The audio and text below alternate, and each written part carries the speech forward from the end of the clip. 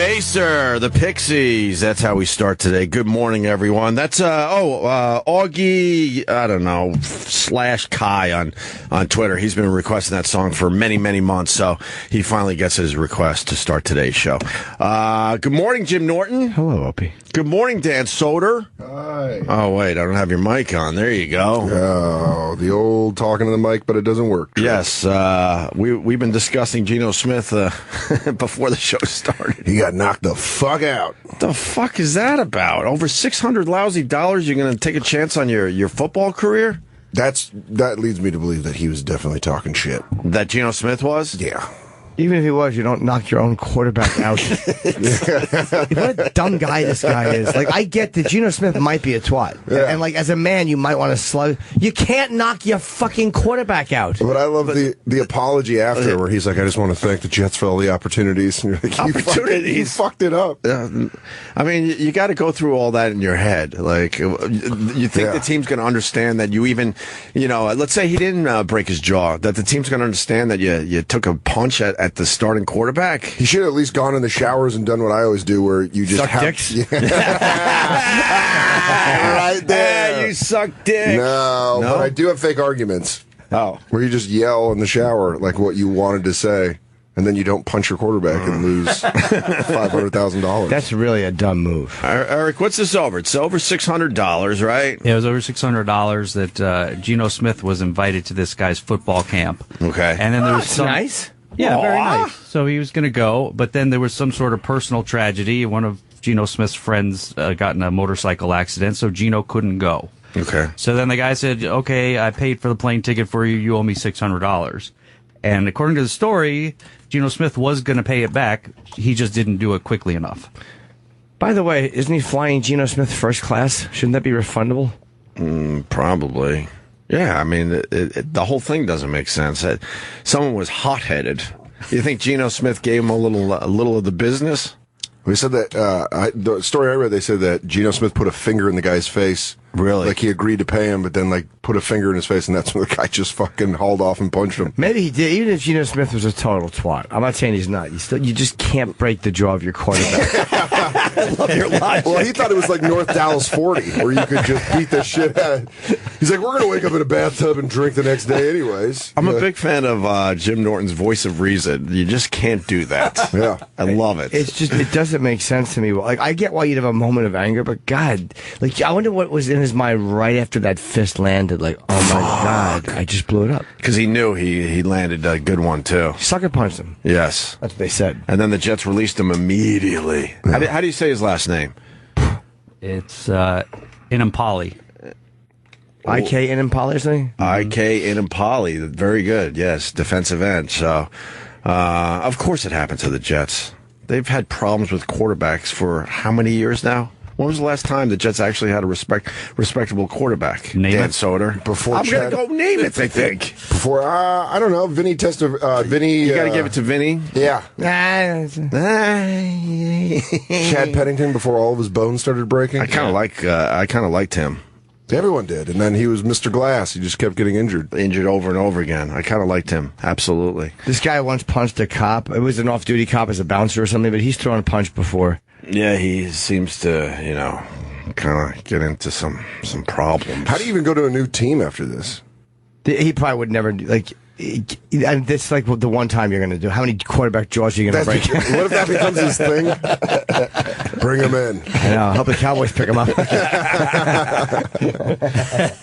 Any team that picks him up, the quarterback would be a little nervous, don't you Yeah, think? he's going to tense up. It might be his thing. But it would be such a Patriots move to pick him up so he plays the Jets twice a year. Sure. Or Rex Ryan. Right. You're right. Rex would probably pick him up.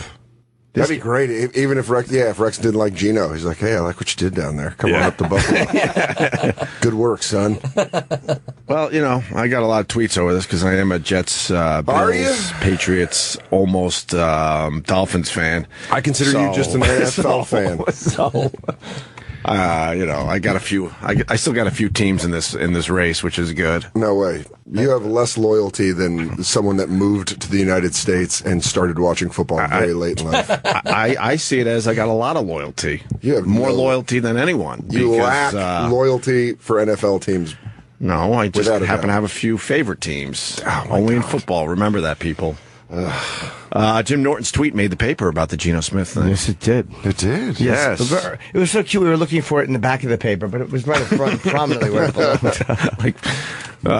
Yes, very close to the front of the page. Front of the I think I'm paper. on the paper. Hold on. That's going to sell a lot of copies, by the way, Jimmy. You know what it is? I worked out something where Yeah. if I have a humorous tweet and if it's within the first 4 pages, I wind up getting a little something. But this is page 5, so I just missed. Damn. You know, it was just one of those things where. Oh, that's good. That's you. real good. Thank you. That's top of the monologue. Good. Yeah. Who's going to read the Jim Norton tweet? I'll do it. I mean, yeah, I want the author. Sad news about Geno Oh my God. Smith getting his jaw bro Ken in a fight. Usually, You know what? You want me to? the Jets have to wait until week Do you want me 3 to announce their season's over. Nice. Very good. Pretty strong. That's a strong tweet. Yeah. And a strong reading of the tweet. Yeah. I don't like too many hyphens, too many dashes. Too many words were broken up in this. I'm going to talk to the editor and have somebody fired for the way this was printed. Who's on the Norton tweet? Yeah. Sad news about Geno Smith getting his jaw, bro. Ken in a fight. I love it. There was someone at the paper that was like, no one's going to give a shit if you break it up. Hey, Mike No, I Lupica. bet you they're talking about that. Mike Lupica, a big sports writer for the Daily News. Locker room fight that. Oops. Hold on, sorry. Fight Whoa. that breaks Geno's jaw. Just more stupid jet tricks. How's He's this a trick? he's going out on a limb on that It one. wasn't a Petrix. It's a clever wordplay thing. Stupid Petrix. So That really upset me that you just had to explain that to me and that he wrote that. I wanted to help you. He got his jaw, bro. Ken in a fight. well, somebody wants to talk about Ronda Rousey. Is she in the news today? Well, she should always be in the news. I saw some bikini pictures of her on a little vacation after her last bout, her last fight. Gregory in Virginia Beach, what's going on, buddy? Hey, Buzz. How you guys doing? Good evening. You know, you guys sound wonderful. I thought I heard an interesting take on Ronda Rousey.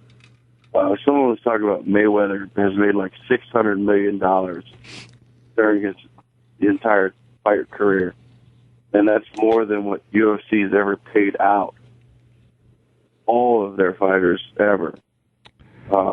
And I thought it was pretty interesting the fact that Ronda's fought maybe 7 fights, 8 fights, and they're trying to compare her to Mayweather. And, you know, he said, 40-some-odd fights?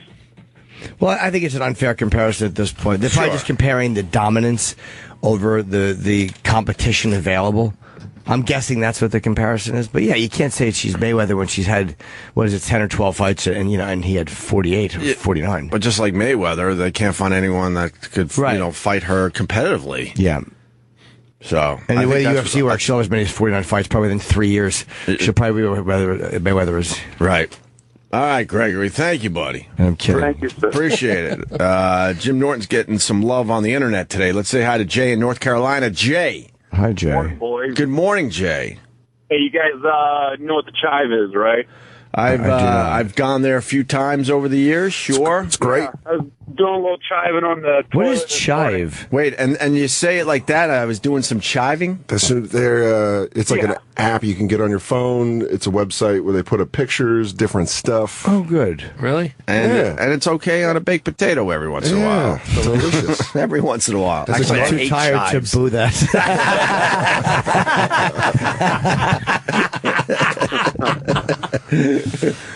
I wanted to make the point. I just hate chives, so I don't know why you would call your whatever. Go ahead. You're chiving. Jay. Go ahead, sir. Yes. Anyways, I was taking a shit this morning. and Attaboy. doing my Good boy. How did it come out? It was fantastic. Nice. and Jimmy Norton made their list of top 20 comedians to see live. Yeah. Oh, that's very nice. In your bathroom? And Soder was not on that list. All right. Wow. Why did you have to make it hurt? What a stepdad move. I'm kidding, Dan. I'm kidding. He's like, I love you because you're my blood. Why couldn't he have just said the Jim Norton thing and leave it at that? Because he's a It's a very different dickhead. list. Hold There's on, wait. actually a bunch of guys on there I've never even heard of. Thank you, sir. Kind of. I never make the list. Hold on one second. Find the list! Find it! I'm looking. I normally don't make these. All right, I see what we got going on here. no, I was really excited. Eliza's on there, Schlesinger. Let's go down the Sebastian Oh, yeah. Maniscalco. These are don't know people that him. sell tickets. Of course I'm not going to Adam make this Ray, list. I don't know. I don't know Ron Funch. I know Ron. Great guy. Funches? Yeah. John Mulaney, of course we know him. All right, who else? Quick. Hold we can on. do this It's- quick. Yeah, Oh, this computer sucks. oh, It really? has rejected this article. Sorry. It's all right. It probably doesn't agree that I belong in the top 20. Can't say I fault it. Wait. Now he skipped all the way down to Amy Schumer. What happened on this? We need 7, 8, and 9. Yeah, the chive Oh, you blew this computer. The chive, because everyone's going there now. I'll see you in Charlotte, buddy. Oh, yeah, yes. I'm looking forward to that. Thanks, man. That's a great club. All right, no problem. All right, then you got All right. T.J. Miller's on the list. Yeah. Then you got Hannibal Hannibal. Buress is on the list. Yeah, that's as far as we're going. That's fine. Really? It doesn't Really? matter. These lists are This dumb computer anyway. sucks. That's nice language to have. Sorry. I see it on my computer, but I'm not connected to you. So just Read it. Give the rest of the list quickly. Okay, we got Chelsea Peretti. Peretti, Okay. and then Michael Che, how does he say his name? Anthony Jeselnik, Fahim. Ron White. Anwar, All right. Amy Schumer, Okay. Aziz, Okay. Chris D'Elia. D'Elia, Ari Shafir. Ari Shafir. Kumail Nanjiani. There you go. Kyle Kinane. Yeah, Anthony Jeselnik. yeah, Che. Nick Thune. yep. And Jim Norton. 19. What the- And Adam Devine. they should have moved Jimmy up that list a little bit. Oh, I don't know. These lists are so silly. I don't know, like two or three of these people. Yeah, I don't either. I know majority. Did you guys of see the picture that Eliza Schlesinger Instagrammed? them. That was fucking hot. Wow. Before the weigh-ins one? Holy shit. Wow. Was it her in the mirror? Why Yeah. Why Yeah. did she do that? I mean, Why? She hides it well. I'll say this. she hides it well. She doesn't use her sexuality when she's goofing around. I Yeah. kind of like that. She doesn't. Yeah. She definitely hides it well, man. But she let it all pretty much hang out in this Instagram picture. Did she take it down? Now where I is got to it? be honest. She's a real looker in this photo. Oh boy, is she! She's I thought I was looking good in the gym, but Eliza proved to me that there's more to be done with the body than this. Bingo. look at that! Wow. We Eliza. Yeah. It's Eliza's on Instagram. ILIZAS. But we'll link that picture on our Twitter Yeah. account, Opie and Jimmy. But she's got a lot going on. Like you said, she hides it well. Yeah. Her pants are just slightly big. There's always sort of like a slightly bigger shirt on. Yeah. But- she really hides the goods. She's She's really hiding those goodies. I'm going to say that when she comes in. Wow, you really hide those goodies. You know what you do well? Nice. Hide those goodies. nice fun bag. Hide Just- those Don't ever do that with your fingers again. I'm just caressing my fingers. Oh, it looks so diabolical. Don't do that. You ought to show those goodies off.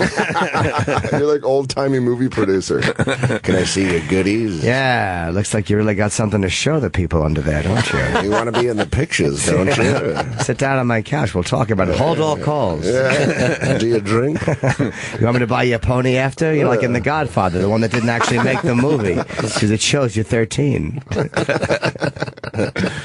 Oh, Jack Waltz. What a creeper. Gives a girl a fuck pony up. and fucks her. Yeah. Oh, he's terrible. We linked the Eliza picture, so and now we did the Geno Smith story. That's all we got on that. Well, we don't know it's a what's going stupid on. fucking move. Yeah. Dumb. Dumb move to punch your quarterback. And the lawsuit that's going to come in is the Jets or the insurance company who covers the Jets and Geno will sue him Yeah. for costing them a $5 million contract or whatever it is. You know, someone's paying for that. Yeah. I think he made something like, I think he gets paid like $1.15 million a Oh, year. $5 million total. Okay. Yeah. What if they're better? Without Geno Smith, that Yeah. doesn't mean shit. That's Yeah, so it's when does integrity come what in if on? this was the right move? It might work out for the Jets. I don't know. I'm not too impressed by Geno Smith anyway. That would have been great if Ryan Fitzpatrick was like, "Here's $1,200. Why don't you take care of Geno in the locker room?" Or he was shit talking. Yeah. You know what Geno was saying about you? You don't want to hear what Geno's saying behind your back. Things. You're not going to see that $600 till next week. Yeah. Right. I heard he's just going to keep telling you he's going to pay you and not do it. Look, it's none of my business, but I heard some things. If I were a man, I'd probably go confront him in the locker room. Yeah, you got to talk to him, dude. He's just making a fool out of you. He's just calling you just a bitch. Just real disrespectful shit. Yeah. Ryan Fitzpatrick's using his Harvard background to manipulate some first-year linebacker. He's the puppet master. Yeah. I don't know. If I was you, I'd lay low, I guess. But I don't know if the guy's careers. I don't know what the football culture is like. What do you do from? Will other teams play with you? I mean, I guess they will. But If he's good enough, someone will pick him up. that's true. Yeah. Or he can just go to Canada. He'll be able to explain it somehow, and then somebody else will pick him up. A desperate team will pick him up. He Right? made 400-something thousand last year, and he was going to make 500 this year. So he wasn't making $10 million a year, but that's still a lot of money. That's money. It's a lot of money to throw out over a punch. Right. Yeah. Over a $600 plane ticket. You're a third-string guy, and I get how annoying it is that a guy making $1.3 million isn't giving you the 600. It's a dick move. Mm-hmm.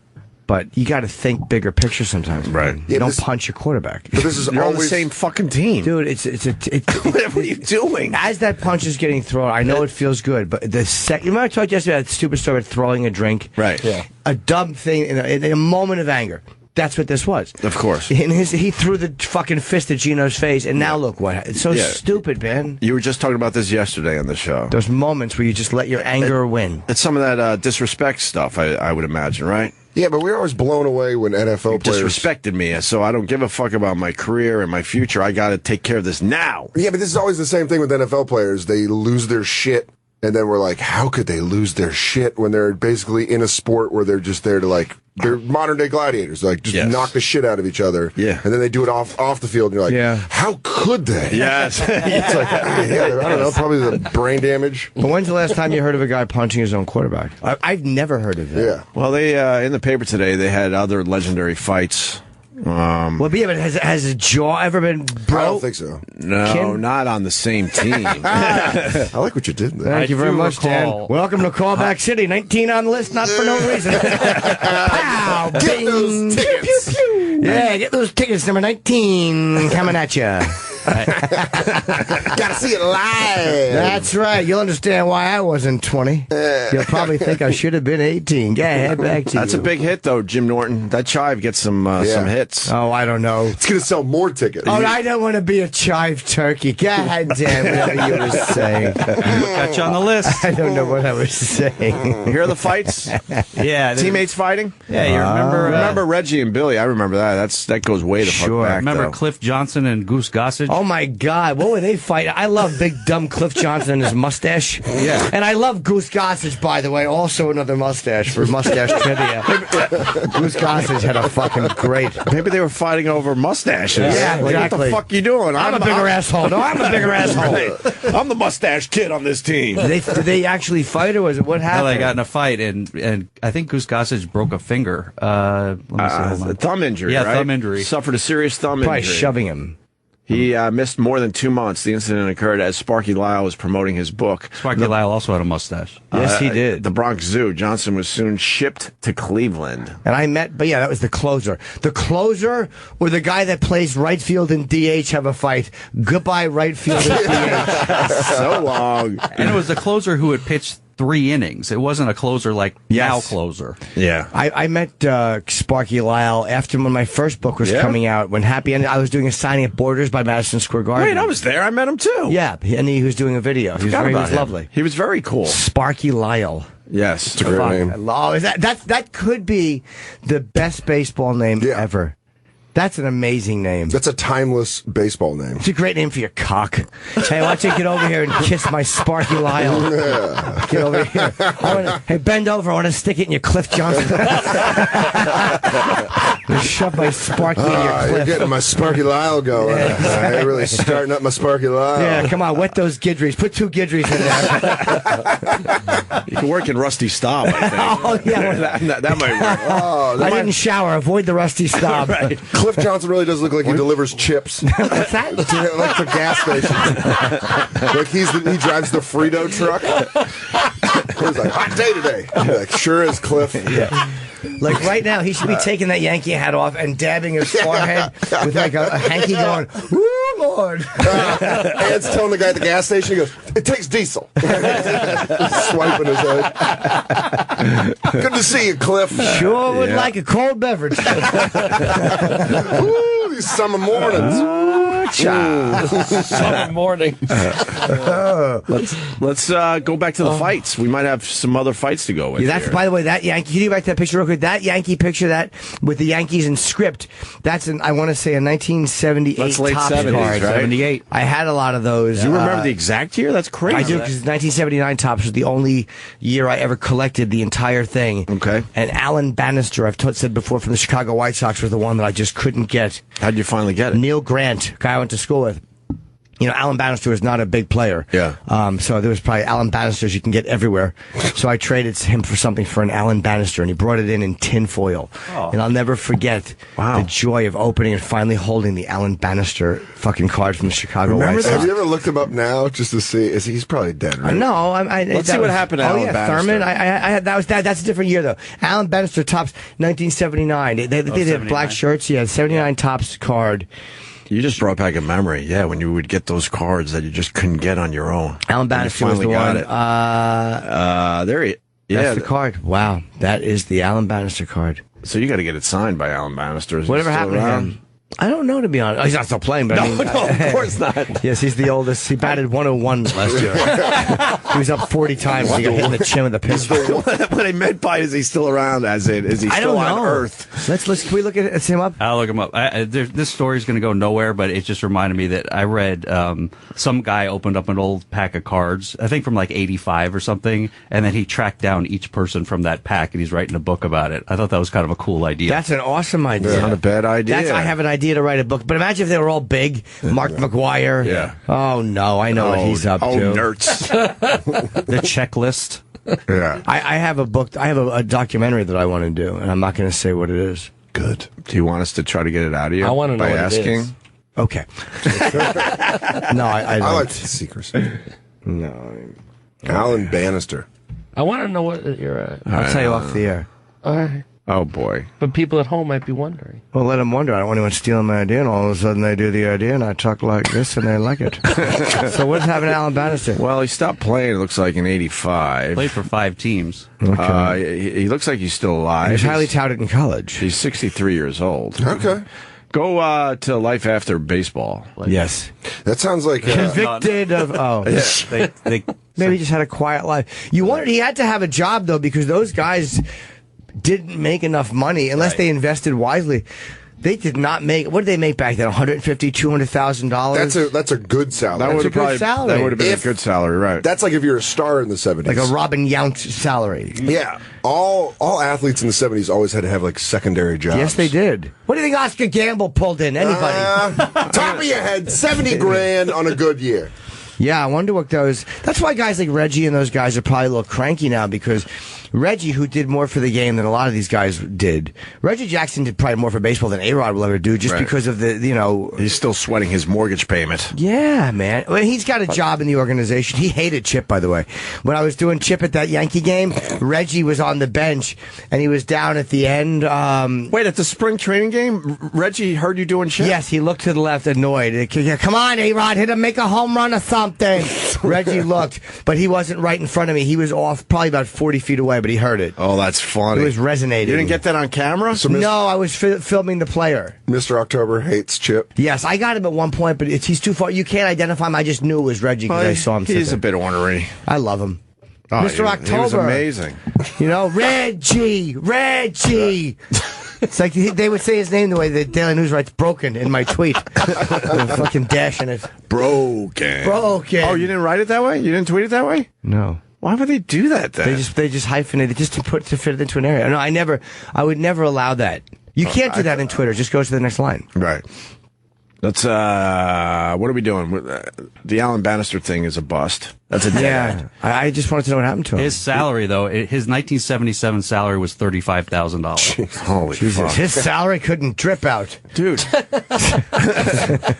Oh, God. That was, oh, my God. You don't remember that? Yeah, the honeymooners. Yeah. No. When they're arguing at home and she's saying his money, and he goes, "Come on, I don't want my salary to leak out." Your salary couldn't drip out. No, I didn't remember that. I just thought that was awful. No, it's one of the great fucking wife punching her husband in the face lines in history. That fucking sitcom never gets old. My salary, That has watchability, that damn thing. I don't want my salary to leak out. Your salary couldn't drip out. Oh my God, what a cunt you was. I was like, Can we talk about this for 1 second? Sure. You got a guy in the major leagues, Shortstop.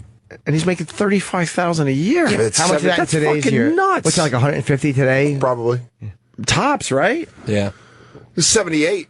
70. No, You it's think 79. you make it to the 79. majors and you're set for life? They weren't even set for a few years after retirement. No way. That's why all those NFL players in the 70s always like sold cars and shit in the off season That's right. and air conditioners. 500,000 is the minimum salary now, and that's fair. I mean, the amount of money as they make, these guys deserve to make a decent living. You should be able to live a decent life because you're not going to play baseball for 20 years. That seems Shit's over quick. That seems low considering you made it to the major leagues. Yeah, but a lot of these guys, 500,000, little utility It's nice, player. of course. It's a good life, but Yeah, but I think it was a completely different. Sports culture was completely different back then. It was just the back of the newspaper. If you cared, they didn't have the- you were rare if you cared about sports. But it's also about the TV money. It's like, Oh yeah, TV contracts. That's what changed pumped it everything. up, right? Yeah. You think? Yeah. The So number one reason why the salaries went through the roof. So I'll take that back. People cared. It's just it wasn't on TV and it wasn't as lucrative. Yeah. Well, you couldn't watch all the games. Like you can't watch. You could watch you could watch all the baseball games of your local team, but you couldn't get every game and every team. Yeah, you always had to check the box score.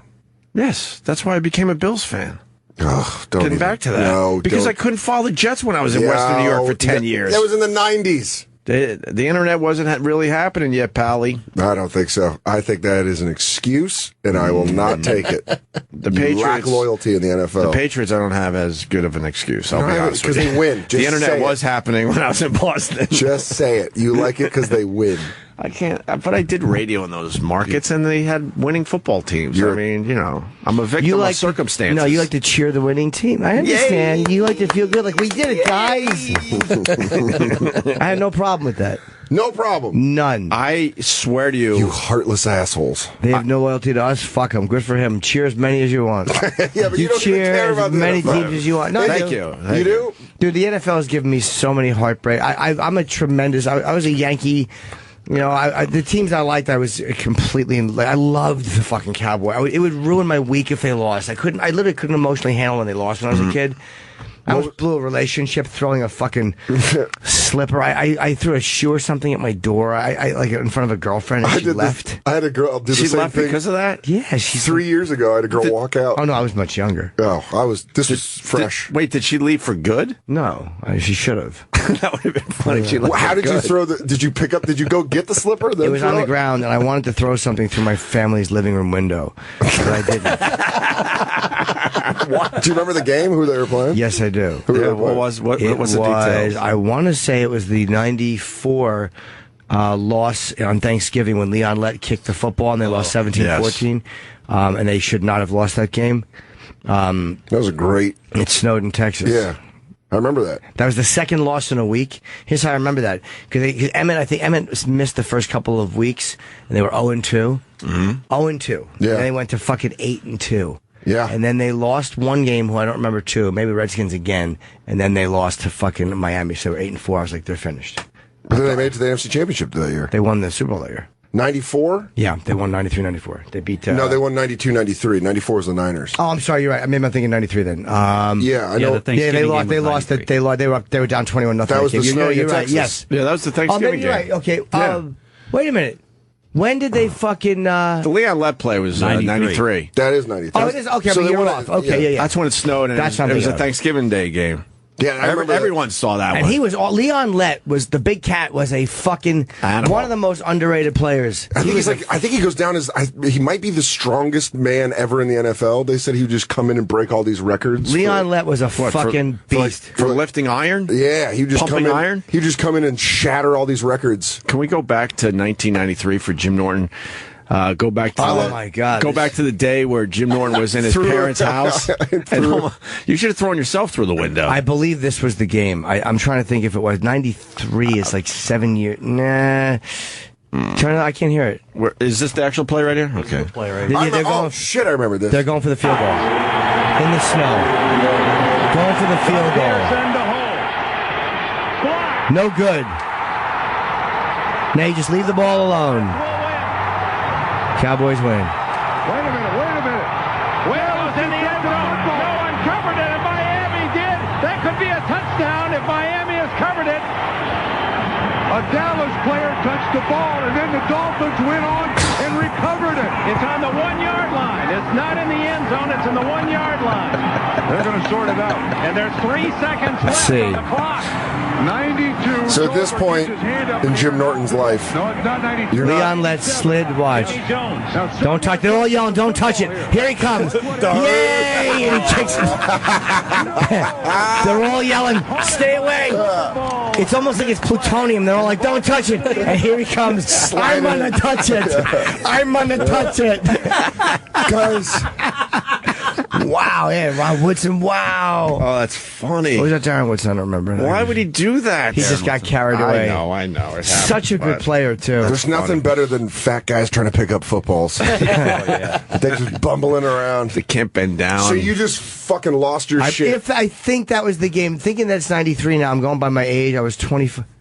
Yeah, I was 25. I remember the girl I was dating. I don't know if I was dating her in 93, but I'm almost positive that was the game.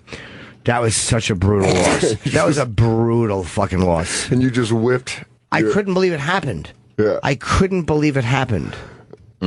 Yeah, that was a rough one. Yeah, they won the Super Bowl that year. That was a rough one. I think 3 years ago, I was watching the 49ers play the New York Giants during the regular season, and the Giants blew the Niners out, and I was losing my shit. And the girl I was dating at the time was like, at halftime, she's like, I'm going to take off. I can't watch this game. Oh, really? Yeah, she just left. She couldn't handle it. And I was like, all right. And then she left, and then, like, I remember the apology the next day. I was like, hey, sorry about that. She should have apologized to you for not being a loyal supporter. Thank you. Right? She should have stuck with it. She thought it would just be a fun day with her boyfriend, and she didn't realize what she was getting into. We just started dating. Oh, my God. So she's like, this guy's a fucking lunatic. She's like, well, I stick with this, he's going to hit me. Yeah.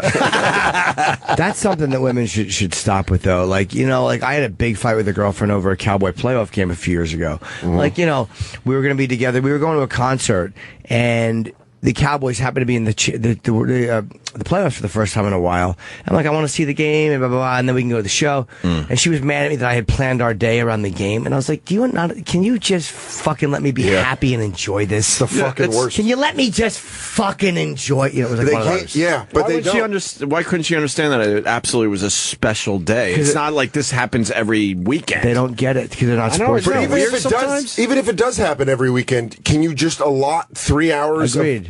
So I can fucking enjoy my day? I agree with that as well, but I mean, in this case, it was a very special once, not in a lifetime, but it just doesn't happen like that. You know who got me? You know who got me like this? I was opening for Bobby Kelly. I want to say it was 2010, the first time the Niners had made the playoffs in 8 years, and I'm opening for Bobby at Bananas in Hasbrook Heights, and Bobby's like, "We'll go early. You can watch the game." I'm like, awesome, because it's right before, it was like, it happened right before the show, so I could watch the game. And Bobby, we went to the mall, and he was at the Apple store. And he's like, this guy knew him. He's like, dude, check this out. I got this modem. And he's like, looking at all this shit. I'm like, Bobby, the game kicks off in a half hour. Can we go to the hotel? And he's like, yeah, dude, you're going to see your game. You're going to see your game. And then just keeps stringing me along. And it gets 10 minutes. I'm like, hey, Bobby, listen, man, this is the first time the Niners have been in the playoffs in 8 years. And it's the second round. Can we go? He's like, dude, we'll go. You're going to watch your game. And then he starts yelling at me. And I'm like, how are you mad at me? I'm the one that's supposed to be mad. Right. And then we got to the hotel and turned on the game. And I missed half of the first quarter. And then Bobby's like, there, you happy now? And I'm like, you fucking asshole. You should have just left. He was driving, and we were in the middle of New Jersey. Yeah, that's at like a mall. Wow, that's not an easy spot to get a fucking car. And I'm just like, Bobby, can we please go? And he's like, yeah, dude, what was more important? He wanted to look at modems? He wanted to get this, he wanted to get this wireless modem to set up. And then the guy at the Apple store was like, super pumped to see Bobby. Yeah. So he was like, oh, no, let me show you this. And I'm like, I'm looking at the guy like, shut the fuck up. I'm annoyed at Bobby now. Are you I'm saying, on Dan's side on this one. Thank you. Are you saying Bobby was enjoying the attention he was getting at the Apple store? And he was loving watching me lose my shit. He goes, let me tell you something, dude. In the car, he goes, you defeat you, all right? We're going to get to the hotel when we get to the hotel. I'm like, it's the fucking playoffs, Bobby. And then he did a typical Bobby movie, like ordered a pizza and everything was awesome after that. He goes, see, you were mad for nothing. And I was like, no, I was mad for something. You just made me want pizza. Okay. In that moment, something triggered. I haven't had pizza in so long. I was in fucking Connecticut shooting this film about 25 minutes from New Haven, and I had to text Roland. I'm like, "What's the name of that Pepe's?" Pepe's. I didn't go though. Why didn't you go? That's busy. the place, supposedly. I was supposed to be because I was shooting, and I was like, oh my God, you were that close. Yeah. Actually, that's one of those dumb road trips I would take just to go up and have Pepe's lunch. I hear it's that good. Let's do it. It's fucking unbelievable. It's really that good? It's so good. Anytime I'm headed either to Boston or anywhere up in New England, I'll stop in New Haven. I will route myself to New Haven to stop at Frank Pepe's. Yeah, I'll actually do that once. What makes it so damn good? I don't know. Is it the water? Yeah, I don't know. No, it's the original coal oven. Oh, okay. Yeah, it's like 100-year-old oven or something. And that just makes it that much better. I have a coal oven in my apartment. How come I don't make pizza? Eliza just tweeted. Yes, she did. At Opie and Jimmy, how did this even get brought up? I took it a week ago. That's like 100 years on the internet. Well, I don't remember how it came up, but I gotta say, it's always just in the back of your head, and then all of a sudden something pops, and you go, "Wait, that reminds me of this." Here's how it got brought up. Yes, the list, because of the list from we were Chive. on the list together, and then Opie remembered that you tweeted a very delicious photo, which I saw, but I just forgot about. It's like you do, you see, and you're done. Not the most delicious photo that I saw today. I know which one you mean. That's just creepy. The other one. It's delicious. It's a creepy photo. It's an old photo of Gary Coleman without a shirt. What happened? Note to self, never pause. Just barrel through. It's the breastfeeding picture in the paper today. Oh, I didn't see it. There's a lady that I think she's from Pennsylvania. The kids are a bit old, too. How old do you think the kids are? 7 and fucking 4. 14. And basically, the mom is breastfeeding her son and her friend's son. That's because her friend was having issues with nursing. Oh. So she took it upon herself to go, look, I have an extra titty. I can feed your kid, too. That's cool, because there's no bonding with that. I want to spend the night at Jim's house again. Why? I just do. Oh, man. That's definitely going to start some shit. And there's some nice, nice titties. Yeah, she's hot. She's all right? Yeah. And they're barely covering the nipples. They'll fight. That's definitely that's an end of a friendship. They're covering the nipples on. What site is that you're on? Where they're blacking out? People.com. And people.com, they are actually blacking out the nipples with the kid's mouth on. Like that's. So you're basically telling people go to the internet to actually see the real internet. I mean, go to other sites. Sorry, you're right. Go to our competition that will not block out the nipples. Well, exactly. I get you don't want to show something pornographic, but like really? Like really on people? Then don't have the story. Yeah, there you go. That's what they block out. That's what they. Yeah, you can't even see shit. Wow, that's not a staged photo. They are getting their nutrition. Which one's her kid? The one on the left. Let's try to figure it out. The one on the right. The one without the erection is her kid. The kid on the right is her kid because look at how he's staring at the other kid like, what the fuck? This is my mom and her tits. That's got to be the weirdest picture to pose for, where they're like, hey, we're going to take the picture now. Can you pull your tits out? Yeah. I put the picture on my Instagram and we'll tweet it out if you haven't seen it yet. It's in our local paper. I don't know if it's I guess it's a national story if people.com is running it as well. Yeah. Yeah, I mean, all kidding aside, it's fucking creepy as all hell. What the hell what is this about? And the kids look a little old to be breastfeeding. But you say that, then moms will fucking get really mad. Here's the thing is, the kids are too old to be breastfeeding. Yeah, but stop it. Then moms will get mad at you. Who cares? They probably should be breastfeeding when they're 7 or 8. Stop it. Nutritional value. I'm wondering if the mom just wanted to show her sweet tits. I don't blame her. She's like, you know what? I think I'm going to start breastfeeding again. Bring your kid over. I want him to suckle on my nipple, too. Let's get the paper down here. Get a real photo op going. Oh, there's a storm brewing. I want to get doubled up on my titties. Get it? In the article, they say there's a storm brewing. Boo. Could you go to that article again? Well, we almost did it. We almost made it past World Breastfeeding Week without a wave of drama from the I Support Breastfeeding But crowd. Almost. Because there's currently a storm brewing, a milk storm no less, in reaction to this perfectly natural and beautiful picture. Oh yeah, this is Jessica, a mom who breastfeeds both her own son on the right. I nailed it. That's her own son on the right. I could tell by how he's given the... Wait, no, she said son on the right. On the right of the picture, so They're both stink-eyeing each other. That kid's giving the other kid a little of that, what the youngsters call shade. Yeah. And her friend's son on the left, while her friend works. God, so the mom's friend is at work, and then she's breastfeeding the two kids. Does my kid miss me? She's like, no, he's all right. Look, can the moms call in? Is that a turn on in some weird way? Especially if it's a kid that's not yours, sucking on your... How does that work? I mean, the kid doesn't even probably know what's happening. No, is it a turn on for the mom? Like, oh, let me feed your child? Yes. I don't know, is it? I'm asking. Why would you block out? Was that people.com? Yeah. Yes. Blocked out the nipples? Yeah. Well, you don't even see the nipples because the kids are on. But I mean, the point... You don't see it.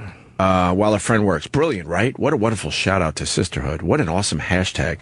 Milk siblings. Oh. What a creative way to navigate motherhood and work. And yet, there it is, rumbling in the distance. The familiar cries of naysayers are heading our way. Brace yourselves, because we seem to have unsettled the beast. 15 years later, they're going to be like, how do you know Neil? I used to suck his mom's tits. Most of my nutrients when I was a young child came from his mom's tits. Or that kid's going to get like harassed. Yeah, dude, I used to suck your mom's tits. Yeah, for that's the gonna be a rest of his fight. life. Shut up, man. Shut up. No. Wow, that'd be great if he tries fucking her like 20 years later. He's like, you mind if I have another taste? It's literally like just going back to a restaurant you've been to before. Hi, a reservation for one this time. I'll be using both tits. I remember this restaurant looking a little different. Yeah, exactly. It's a little lower than it used to be. It needs a little upkeep, I think. New paint job, at least. I don't mean to sound naive, but I didn't know you could do that. For whatever reason, I didn't think Dual milking? a mother could breastfeed a It child doesn't seem that's like not it her should own. be legal. The kids are 16 months and 18 months. They look older to me, but that's They what they're do look saying. older. Some powerful tit milk. Let's see. Growing them strong. Yeah, buddy. I like the... Are you a fan of the public breastfeeding? I am. You know, I don't know. This is like breastfeeding cuckolding, where it's like, I'm going to have my child watch me breastfeed another child. Let's walk through it, though. You're in a mall, and there's a young mom breastfeeding. Do you try to ignore it, or do you try to be a creeper and figure out how to get a quick peek? I look over their head, and then I swoop around to see the titty, and then I come back around. You go for it, though, right? But I do like a... You're not look one of those down. mind my own business guys. No. Okay, good. Good for you. It doesn't really, like, I'll look, it's just like I'm looking at anything else, but I don't stare at it because it doesn't interest me. Like, it's not a big, like, it's not a fetish for me, breastfeeding, and it's not a thing, so it's like, yeah, it's just a kid sucking a tit, like... Kids will ruin any mood I'm in. Like, not that I hate them, but like if I'm feeling any type of sexual thing and a fucking done. Thanks. You know what I mean? There's nothing worse when you're at a girl's house fooling around, about to get your dick sucked. And you're like, the next room, you're like, oh my God, shut up. Going home. Where have you been lately? Where have you been lately? Drives me, just when you're at a girl's house, the kid makes me crazy. I can't stand it. I'm mad that they invented the lampshade like T-shirt thing. Well, you know. Have you seen that? No. So you can't really take as good of a peek like old school. What's the lampshade I T-shirt? mean lampshade. Wow, I you know really what you take mean. a peek. Yeah, it's like it has kind of like a rim, a circular rim. So You made it sound like when dogs get call it operated on. Like a dog cone. No, it's sort of lampshady. It's this invention. So it kind of, the kid's under there and you don't really see the goodness happening. Have you ever been asked to stop looking? Like, have you ever been just staring? When I have to creep, I'm good. Nothing would make me happier than you getting caught the next time you try looking. I've had some. Like, sir. I've had some look at me. I'm like, what? What? What do you expect? You're the one with the tit out.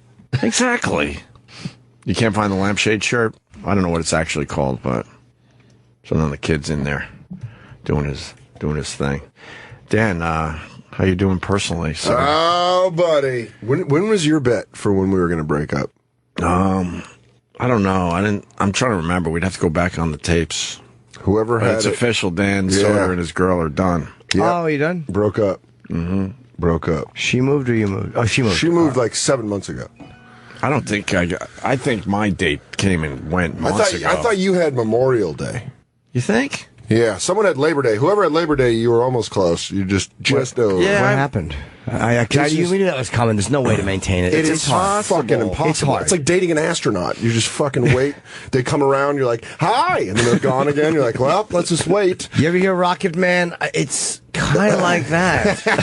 It's lonely out in space. God, man. Dan's balling his fist up. I just wanted to hear Lonely out in space. it just, you grow apart, and then there was like just that. I don't know if you guys grew apart. It's just hard to maintain when you do grow apart when you're on opposite coasts. When did the first crack start to show? I want to say beginning of June. Okay, July. What was the crack? It was just She fucked someone. I'm sorry, Dad. I stayed faithful. I said she did. Oh yeah, I was probably. kidding. I don't know. It just got to the point where we were like, our end of the night conversation felt like I was checking in with a probation officer.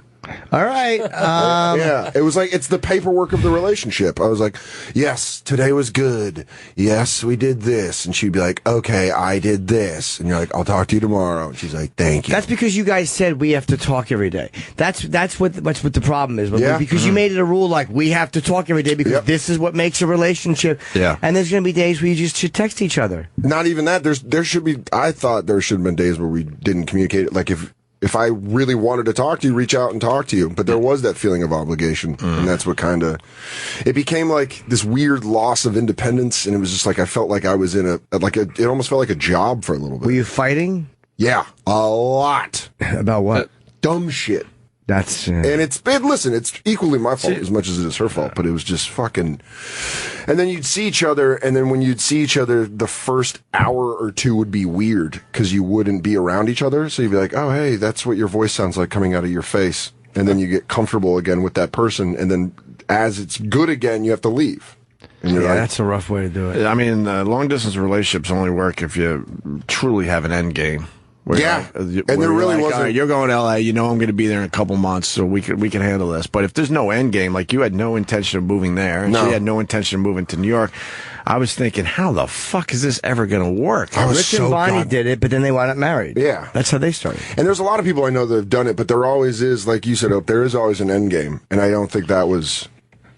That's too bad. Yeah. We all knew it, though. Oh, yeah. Well, she moved out there to be an actress? Yeah. But she's doing a great job. She's working. She's in acting class, and believe me, not that there's any good-looking male actors in L.A., Oh, damn. Dude, there was a time we met up and she was like, this is like, I was hanging out with my friends at this pool party and she showed me this picture and she's in a hot tub with this gorgeous man who's just jacked. Like just every muscle. He looked like a fucking fitness model. But she did that on purpose. She goes, she's like, you're taking the picture wrong. I'm like, how am I taking this picture wrong? Right, you're half naked with a gorgeous man. You're in a hot tub with Don't tell me dad body's in, you fucking liar. This guy is jacked. Some girl told me I had a dad body. That's a hot term right now. Is it? Supposedly women find dad bodies sexy. There's no way they do. It's bullshit. I don't know. I've had sex with a lot of girls in my life, and believe me, none of them have ever looked at me and went, "Whoa, that's exactly what I pictured a real man looking like." There's something about it. Like, you're kind of a disaster. I think I want to fuck you. Yeah. Well, you remind me of something intellectually and emotionally. You remind me of somebody that's wounded me. Could you forget my birthday? And then I will suck your dick like there's no tomorrow. What do I need to do to make you come? Could you hit my mom? What? Can you be unimpressed with my science project? That's funny. I need you to drink and fall asleep and then embarrass me in front of my friends with your dick out. How was the breakup though? Was it a bad one or was it one of? It was like a process. It was like a lethal injection. It was like at first it was fucking super difficult. We did it over Skype, so that was who did it? Who said let's talk? I did. It got to the point where we were just like bickering at each other. Did you set up a day like, look, we got to talk Tuesday? No, on Skype. It was like we were on the phone and we started fighting, and I was like, "Hey, can we Skype?" What were you fighting about? Nothing. I can't even fucking remember what we were fighting about. Wow. And it was like, "Hey, can we Skype?" And she knew, and she called her friend in between us talking on the phone and Skyping, and we Skyped it. It was brutal. What, you arguing? Yeah, and then. Over the Skype, it was like one of those things where you're just like yelling and then like, obviously getting emotional. And then you're like, this fucking Were you sucks. crying? I wasn't. She was. And then we talked on the phone and that was brutal. I respect the fact that Dan wanted to Skype, though. I would have just done it by text. Yeah, well, that's what some of my friends said. Litskin with a K. Done with this. Yeah, this is not working out. I would have put a frowny face. Thumbs down. Yeah, thumbs down. And then a picture of us photoshopped with a big, like, no smoking. Should have used some emojis. Yeah. A few emojis. But then we had a phone call, but then she came out. She was out here for a wedding. And so we met up and had coffee. Kind of after we've broken up. So that was amicable. That was like. Did you fool around? No. We met at Grand Central like I had kidnapped her kid. We were exchanging money. Yeah, well, you know what? She probably still smelled of hot tub from the night before. What's that chlorine smell in your hair? She's like, are we by a Dwayne Reed? I need an ice pack for my hoo-ha.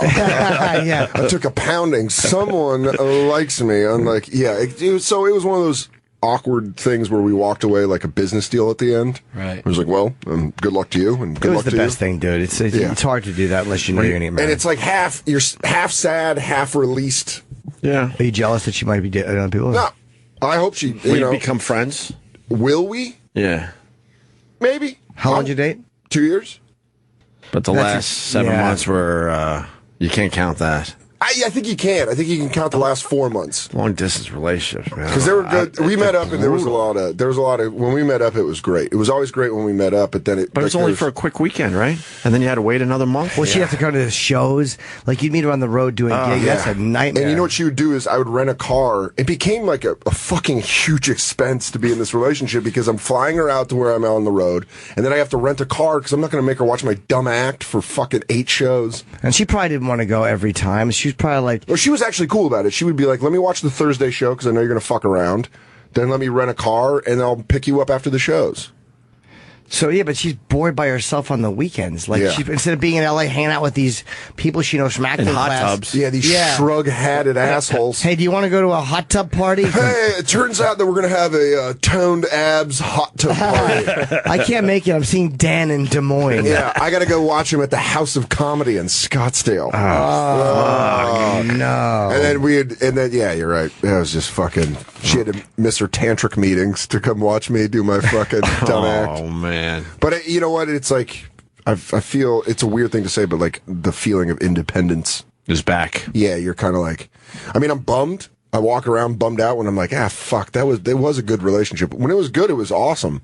But then it's like, when it was good, it was good. When it was if she moved back to New York, would you guys maybe? I don't think so. It's over. But like when she was crying and everything on the Skype, was she trying to stay together? Yes.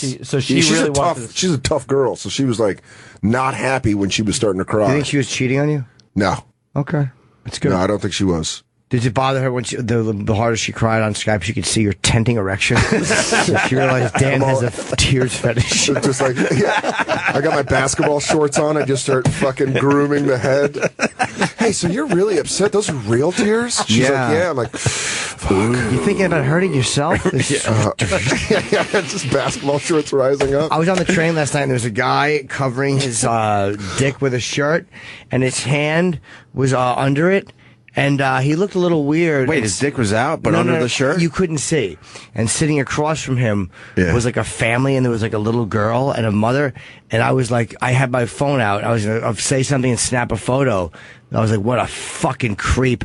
But then he moved his hand and he wasn't doing anything. I'm like, thank God. I didn't say anything. He literally was So just what was he sitting- actually doing? Nothing. He was just sitting there with his hand over his thing doing nothing. Oh, I saw wow. almost the exact fucking same thing about a month ago. This guy gets on the train in like the two-person seater part, and there's a girl just sitting across, and he sits there, and he did the same thing, hand under his shirt by his belt, but he was talking to himself like he was jerking off, like and I was like, am I going to have to fight this guy? And then he like moved, and I was like, oh man, I thought you were really jerking off. He may have been touching it through the pants, but usually, I don't think you have to fight guys that are jerking off. Like usually, when people like that are publicly shamed, you never hear of a guy throwing a bunch of punches with his dick out. What if you got Geno Smith with some fucking limp dick out? It'd be a great story. Just your jaw cracked, and you're like, I got to get it wired shut because the guy was jerking it and fucking caught me. And he was turgid at the time. Yeah, he had a rod, and he kept his rod. Yeah. It got harder. He came. But here's how you know. He got a broken jaw and he kept his rod during the whole And I'm thing. going to finish on you. You're like, oh, fuck this fucking guy. The fact that they're How usually hiding it, humiliating. you know that they don't want you to see it. If a guy's just doing it, just jerking on a full train of people, that guy's a mental case. Yeah. I've never seen it. I've never seen any of that stuff. That guy's more a silly goose. Yeah, if you're hiding it, you just That's way more creepy. shuck. Get in there. What are you doing over there? I like your act out for. I'm not doing nothing. I want to thank Matt in Westchester. It's called the Hooter Hider. Oh. Going back to the breastfeeding thing. God. Get a picture of the Hooter Hider. What a clever And marketing. you'll see that it's sort of like a lampshady shirt. It's a dog cone for your tit. And that's how the ladies hide the action in public. See? There you go. Hide their feeders. Look at that. Get those feeders. Isn't that stupid It's looking? just childlike. Look at that. It's like, what are It's you like doing? a curtain. It's Why don't like, we just with a curtain rod. Yeah, it it's looks more like- of a curtain rod. That's like the thing they do with surgery, where they like, keep the tent, like the surgery tent. But it's the Hooter Hider if you want to check it out for yourself online. Hooter hider. But you're all right, Dan? Yeah, man. We just knew this was going to be the end game. Dude, as everyone- much as we joked about it, I was like, man, it's just not going to end well. Someone tweeted at me, like, almost, I want to say, like, the day it happened. And I was like, these motherfuckers, how do they know? Quick. Someone was like, I want to know, hey, go on Opie Radio, tell them if you guys are still working out. I'm like, but I was like, still kind of heartbroken. I was Yeah. like, this fucking asshole's right. We actually knew a couple weeks ago, but You know, we gave you your time, Dan. Yeah. Started crumbling right around Bonnaroo. Yeah. All right. The only time we didn't fight at that music festival was when we were on mushrooms, and that was a sign. You were fighting at the festival? Oh my God, nonstop. Like, what At would Bonnaroo? Yeah, what would nonstop. start the fights? Like, I've been in these, but like, what happened? Like, Dumb shit. Seriously, the dumbest shit. Give Where us I'd be one. like, I remember one time we were going backstage to the comedy area, and there was a really nice bathroom that she wanted to use, and there's porta potties, and I had to piss. So I'm like, I want to go take a piss in the porta potty. Yeah. And she's like, you're gonna go pee in there? I'm like, yeah, I'm gonna go pee in there. And she's like, you're gonna go pee in there? Yeah. I go, yeah. Then I go pee and I come out and she's pissed. And I'm like, why are you mad at me? You couldn't have walked me to the bathroom. I'm like, it's right fucking there. It's right there. And then I become the guy who's yelling at his girlfriend because I'm a psychopath. And I'm like, why the fuck? It's fucking right there. And she's like, okay, stop yelling. You're making a scene. And I'm like, no, you're making me make a scene. Why are you so passive about me pissing How in a close was it porta potty? really? How close was the bathroom for her? From here to where the bathrooms are at Sirius. All right, down the hall a little bit. she probably didn't want to get groped by a bunch of guys. She probably wouldn't have her. It was backstage. It was all the comics. It was everybody she knew. Bobby was there. Fucking Mark Norman. All She my probably didn't friends. want Bobby to corner him and talk to her about technology. He's like, yeah, you guys see this app? She's like, I gotta take a squirt, bro. Dad, you know what? Comedy Central said I had a good app. Look at Here's this. the thing, Dad. You know, the fan out here. And she's like, I just gotta take a leak. Yeah, I just want to go to the bathroom, and he's talking about his app. And he's scrolling. Scroll. Let me show you some pictures. The iPad out here, Dad. Bro, look at this. You hit the city, boom. The date pops up. There's a little picture of my head that pops out of the phone, and I go, hi, I'm Bob Kelly. Welcome to the city, dude. She's getting a UTI as he's talking to her. Women hate porta potties, though. I wasn't They telling- despise porta potties. Yeah, Here's because the it whole reminds them of the way we treat them. We stop in, we do our business, and we leave disgusted. We clean our feet. And then we walk out going, didn't smell that bad. That's the whole point of the fight. Why is she pissed? I was peeing in a porta potty. Yeah. Fuck you. I was peeing in it. I wasn't telling her to piss in it. Yeah. And then it was like one of those things where it started.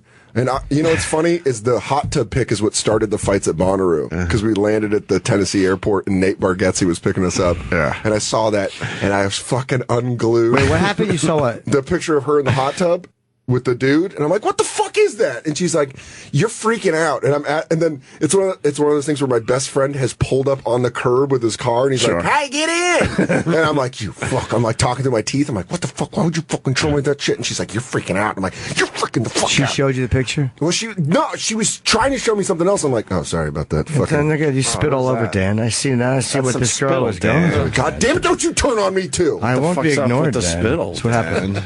I grabbed her arm. I'm like, don't you fucking see. No, but she was showing me something else, and I saw that picture. I'm like, what the fuck is that picture?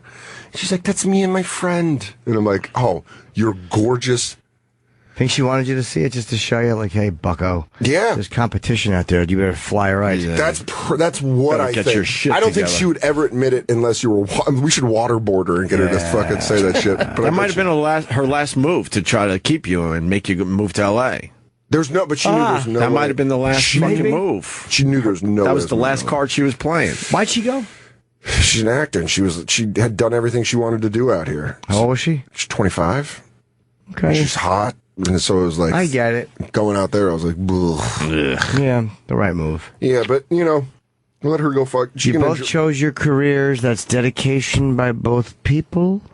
I respect it. And now you got some more fish. Yeah, now you can whack off thinking about her fucking that guy. I like her. It goes, that's great. It goes like old timey Opie, who's like, and now you can meet a nice girl. And Jim's like, yeah, you could probably jerk off to her getting double teamed. Yeah, you ought to ask her to send some pictures. Yeah. Stick it in raw. Did you guys keep the sexting channels open? Yeah, exactly. Sext with each other. Did he hang your head off the bed and fuck your throat until you were kind of gagging? Just saying. I'm talking like casual. If so, would he snap a photo? Like they used to talk back in the day. Yeah, Snapchat it. It'll disappear. Yeah, you never heard old time dirty talk like that. Oh. Back in the day, they did the same stuff. Yeah. I want to watch you sit on your knees and act like a circus seal. Yeah, I'd like to come down your throat, treat your mouth like a cum gun. I want to titty fuck you with my butthole on your face. Yeah, hope you like onions, hun. I got a strong diet. I live in an onion. You're going to taste it when I put my butthole right on your mouth.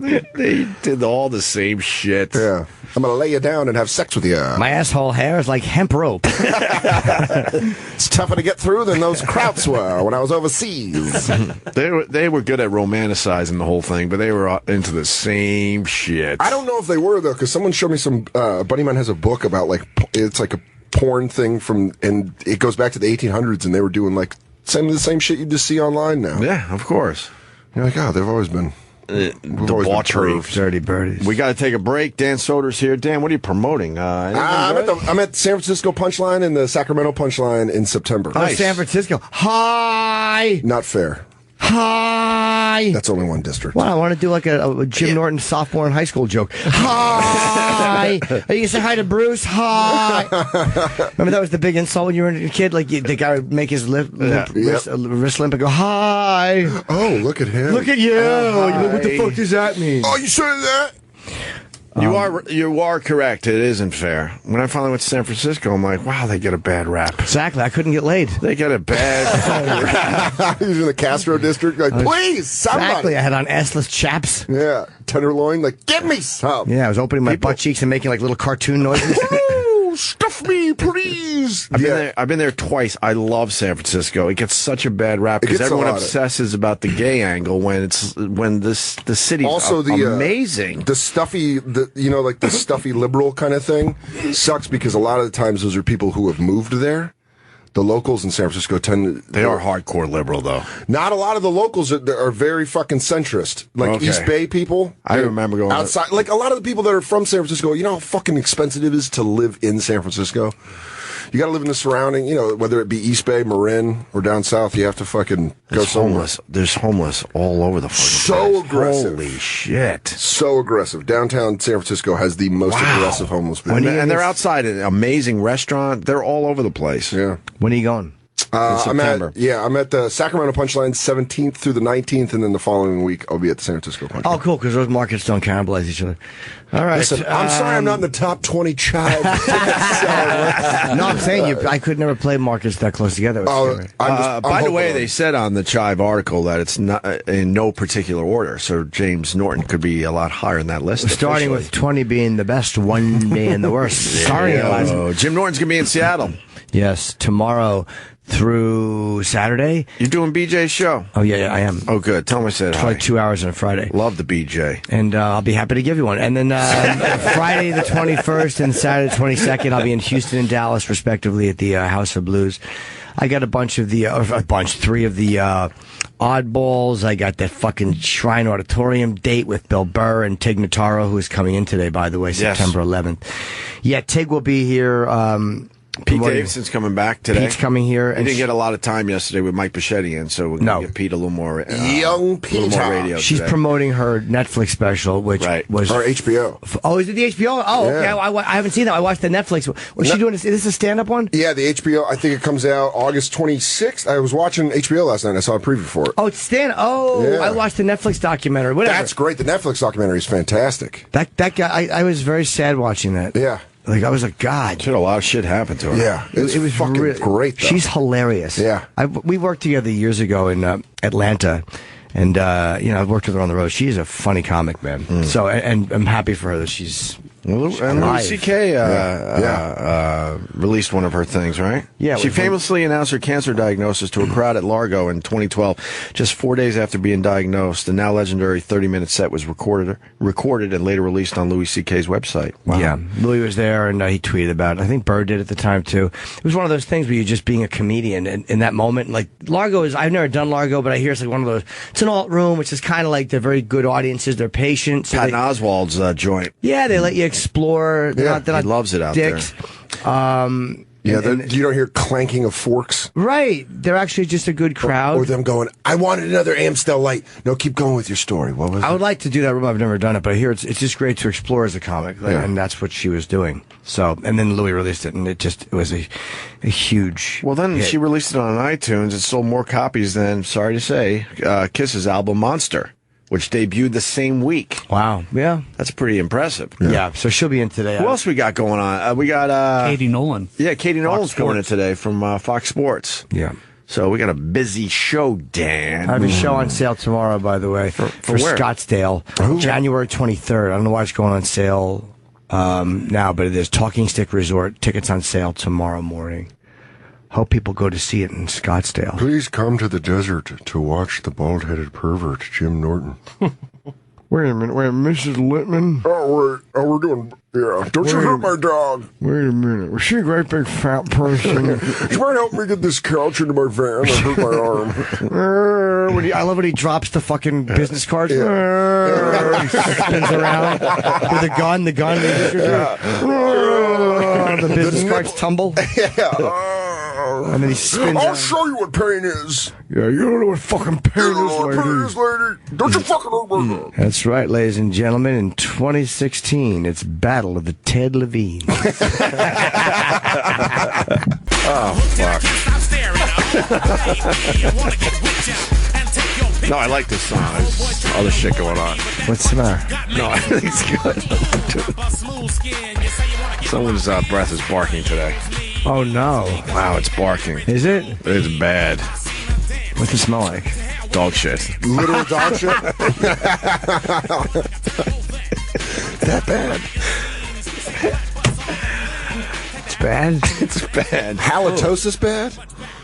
Whose breath? It makes me check my own breath. That's the worst. If my breath ever smells that fucking bad, someone tell me. You would want to know, right? Yeah. All right. But that's always an indicator, though, when you walk away from someone and they do that, they go, you're like, fuck, I stink. Or when they check under their shoe. What the fuck? Yeah. I'll even lick I'll go like this, suck on my index finger a little bit, and then smell just to make sure. That's a strange way of checking your breath. I just want to make sure, Dan. Whose breath is bad? That's how you know your breath is bad. If you walk away and you turn around and you catch the person looking for a dead animal. Why are you looking at those leaves? Something's rotting. Yeah, well, how you want to do this? I mean, we can line up some people, and then I won't do it. And then I can't do smells. I'm terrible. I have a terrible you sense did of Rich smell. Voss's smell? Yeah, exactly. And from that, it ruined me. You weren't here, and I've done it. We've all done the Rich Voss behind the ear smell thing. You've never done it? No. I haven't done it in about I saw the video of Bert Kreischer and Sherrod doing it, and it looked fucking awful. What'd Sherrod say? Did he? Even Sherrod freaked out. Yeah, he just Oh, damn, money. Did he call him money? Oh, money. Oh, money. Sherrod was hammered on vodka, and boy, does he like to say the N-word a lot and how much Whitey sucks when he's drunk. That's great. Oh, really? He was out of control. I just, whenever in a good way, in a very good way. Whenever he's hammered with me, he like grabs me, but digs his fingers into my shoulders like a mean football coach. And he's like, "What's up, baby?" And I'm like, "Stop, you're hurting He's a me." strong guy. Yeah, I said he had Jack Johnson body one time. He's got like old timey fight a bear in a ring strength. Yeah, Sherrod has weird strength. Like he looks like he wouldn't be that strong, but he has that fucking that law. Like he would sit at the cellar when he would be drunk and just talking, and he would just like punch the fucking wooden bar, and not even angrily. Like just it was just what he was doing, and for years he's done it. It's just he doesn't even know he's doing it. Yeah, and he that's what he does. He gets excited and he'll grab my arm and I'll be like, "Dude, that fucking hurts." You ever have him massage your shoulders? It's a work of art. It's amazing. I wouldn't mind that. Yeah, I would have him do that. It doesn't feel gay at all. He just rubs your shoulders, and he likes the power. He likes doing it too, or something, right? Yeah, he's just good at it. I'd never want him on my bad side. So what were you saying before? That was obvious with the vodka on last Thursday's show. Wow, the Tito's vodka that we got for Bert Kreischer that everyone, not everyone, I keep it sober on the show. I keep it sober, Dan. Yeah, but vodka in the morning, that's fun. Yeah. That's brutal. That's either a good time or I've got a real problem kind of drink. Well, yeah, Bert is... Bert don't play. What do you got? Oh, coffee. Thank you, sir. Where did you get that? From the back. Thanks. Okay. Yeah, vodka's like the true alcoholic drink in the morning. Yes, it is. You could mask its smell. I think someone got the word. Why? Is he mad? No. Why? Because he talked away from you. Yeah. He aimed his head Is he away from bummed out? I don't want him bummed out. you. Yeah, go get him back here. Well, Do you want me to get him back? oh, man. I don't want him bummed. You don't have to bum him out. You're helping him. Yeah. But also, it's not easy news to take. You don't get that news and you're like, "Oh, okay, let me just change it up real quick." we're all here in the morning, and every once in a while you get a little something going on with your breath. I understand. It happens. It happens. All right, you want to just move on? Was it bad, though? It was brutal. All right, you want me to send him in? When the boss wants to talk to you. I don't want to talk. Well, not really talk. He doesn't want you to talk. The boss wants you to listen. The boss wants to talk to you on the air. Oh, God. We're not even saying. How about we just line up 3 people? All right. Okay. 3 people. Because I didn't say who it was yet. Oh. Pick 3 people you want in here right now. Where's Sam when you need him? Roland. Roland. Okay. Kenny. Kenny? Kenny. No. I veto Kenny. Yeah. Roland, this guy, the intern. And, Thank you, and buddy. Adrian. What's your name? Derek. Good dude. Yeah, say Roland, Derek. He's been here for months, and I just asked him He's his been name. here for a full semester. I never know now. But I talk to him every I day. apologize, Derek. I recognize you, though, so that's good. He's a good boy. Yeah, I definitely recognize you. So if we keep Derek, yes, Roland, and Adrian. Adrian. Why would you say Adrian? I'm picking 3 people that are not here right now. All right. Can we just move on? I think he's really bummed. Yeah. Let's move on to other things. I already texted. They're on their way. All right, there's a phone call coming in from Joe in Michigan. Joe, go ahead. How's it going, guys? Hi, Joe. She has fucking crazy eyes, by the way. I've been saying it a bunch on Twitter. What's her name? Hillary Clinton? No. Carly Fiorina? Yeah. She's got crazy eyes. And she's doing well. It's Betty Davis. She got Betty Davis. I used to like at the end when I would go... Yeah. 80 songs always had the clap time. Yeah. She got going back. She got a bump up after the debate, by the way. This Carly Fiorina. Well, she won the early debate, they said. Yes, okay. I heard that. She's got crazy eyes, though, man. She scares me. Steven Crowder, Louder with Crowder. He has that. He's a real conservative young dude, but he had her on recently. With Jamie, if I can get in. Yeah, go ahead. Sorry, buddy, Joe. sorry. No problem. Jim, I have to ask, are you serious about supporting Donald Trump? I mean, I know it's, for the goof factor, it's kind of funny, but yes, holy shit, did he come across as a cunt. I'll be honest. I didn't think he looked great in the debate. I thought, who I thought came across really awful, man. It wasn't even close. Hold on. I'll tell you. I thought that Christie and Rand Paul looked good because they were at least throwing stats around and they had solutions. Right. Jeb Bush was boring. I don't want him. He is a bore. He's a bore. My brother, George. Rubio stinks. Fucking twat. Right. Trump. Here's why I like Trump, because I hate the rest of them so much that I think having a guy like that get elected. Like the fact Trump said that he wouldn't necessarily support the Republican candidate. Good. Yeah. Why the fuck should you? Why the fuck should you support the candidate just because he's in the same party if he's not the best candidate? Yeah. I guess. So I like the fact that Trump is saying stuff like that instead of the rest of these wooden cocksuckers. I know why I like that. He's great. He's great for America's losing. America's losing. We got to be winners. Fine, great. We're going to be winners financially. But what the fuck are we going to do when we have to go to war and make major decisions for the country? I mean, do you really look? Hold on. Talking about. When you look back, do you really think that Bush has done an amazing job of that, or Obama? Like, none of them. Do they all have advisors? They all have, Congress and stuff. None of them are actually just going to run around like loose cannons and pull Kim Jong-un moves. He seems like he would, though. And they couldn't. He wouldn't have the power. I've created the stars. I've created the moon. I don't even know how this ends, but I don't see him as the president. But if he is, he's the front runner right now. But I don't see him actually going all the way. Yeah, I think he will. I don't think he looked amazing in the debate because I thought that, like, when the guy asked him a legit question, what is the proof you have that the Mexican government was and he didn't offer it. And it's like, if you're going to be a different guy, then when those moments come up, you have to kind of offer out that proof. Eventually he's got to come up with some policy, and he hasn't done that yet. And people are going to get bored with what he's doing now and go, okay, this has been fun and all, but how are you really going to fix the economy or fix the illegal immigration problem in this country?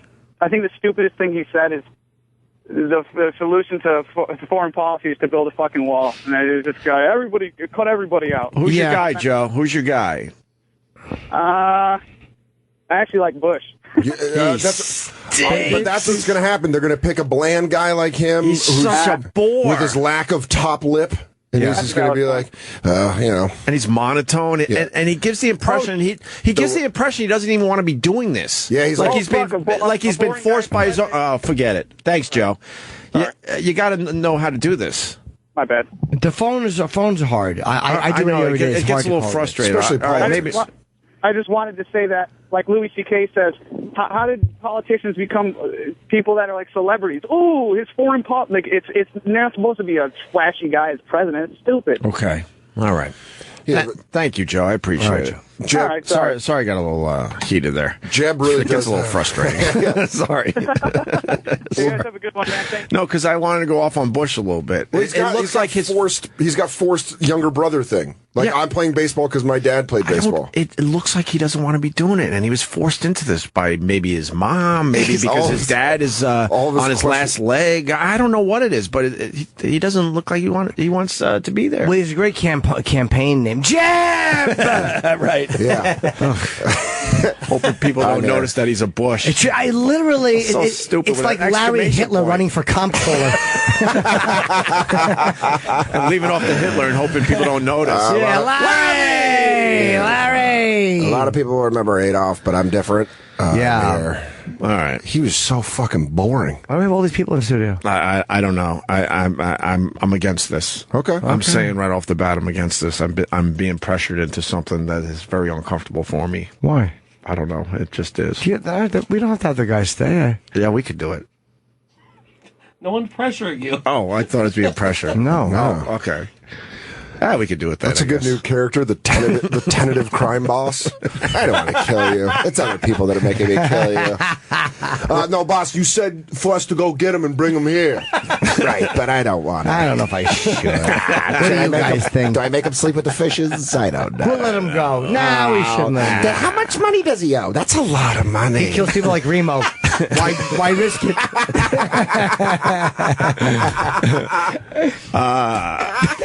In that moment. Well, I'll say this: we all, have. Who are you talking to? Have you gone senile? Derek, Adrian, and Roland. I'm trying to think of how to say this properly. Dan Soder. Yeah. You're getting You're getting like a politician delivery. Our breath isn't going to be 100% at all times. Absolutely not. No. Is that fair to say? It's very fair. I guarantee I've had some days where my breath is a barking. It happens. Sure. Up your tree. But Well, it has to be Adrian then, because I didn't talk to you. You probably didn't talk to me. Roland, you're talking to thin air. you get on Get a microphone. Can someone mic Roland? That's great. I love having cameras. Is there a mic for those boys over there? That was the first attempt at kicking someone under the bus. I know, but Roland, I just heard back here. I just want to let you know I haven't talked to anybody. I just heard Roland. I don't know you, anybody, boss. Trump was on Hannity last night and went through his policies. Okay, because we haven't really seen a lot of that. Here are my policies. Fair enough. Roland, is your mic on? Yes. Okay. I know. I didn't invite you into the studio. I didn't invite any of these guys into the studio. 3 names were picked pretty much out of a random, out of thin air. Yes, from Justin, out of a Scope bottle. And I have certainly smelled everyone's breath in this studio. I'll say that much because we worked very closely. Erotic. And today, someone's breath is really fucking bad.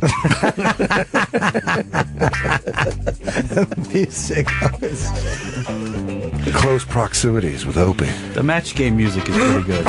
So, that's all I'm saying. If you think about it, really. Oh, this is on Periscope, too? Oh, that's great. Okay. You let us know when Periscope's on, please? Yeah. I don't know if it's mine because. So Jimmy, what are we doing here? I don't know. I didn't notice anybody's breath being bad. I have a terrible sense of smell too. Mine is okay. So you don't want to smell breath today? I mean, I'll smell breath, but I don't know. Have any volunteers to smell breath today? I'll smell breath. I can't really smell. Who has a good sense of smell? Who's got a great sense of smell? Eric. Which one are we going? Eric, E-Rock. Oh, the king of bad breath. I can't. Bring your monkey ass breath over here, Chachi. Run, boy, run! All right, Eric is making his way into the studio.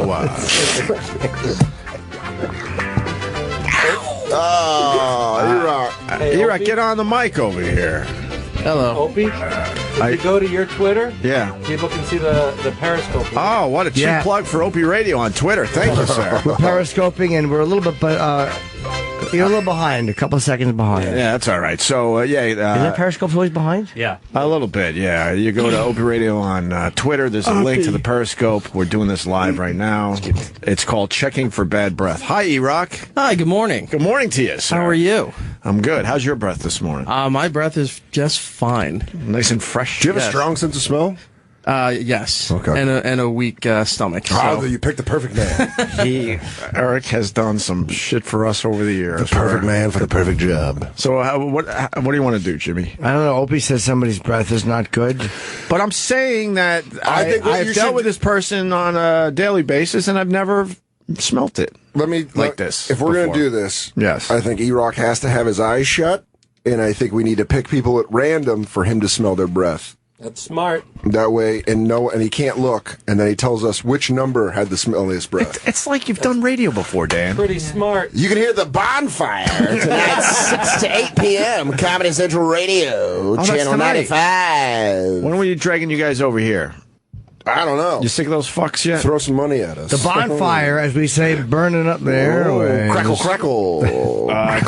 Okay, that sounds fair. A lot of crackling in that promo. Do we have a blindfold? There's too much crackling in that promo. Do we have a blindfold for E-Rock? Yeah, blindfold for Let's E-Rock. blindfold E-Rock. A blindfold for Eric. Yes, let's blindfold Eric. You know what we got to get for blindfolds? We got to get a couple of those fucking sleep masks. Yeah. That'd be nice. I put one of those on a plane. I can't see a goddamn thing. What are you trying on the shirt? How down supposed to? Oh, my God. Really? What?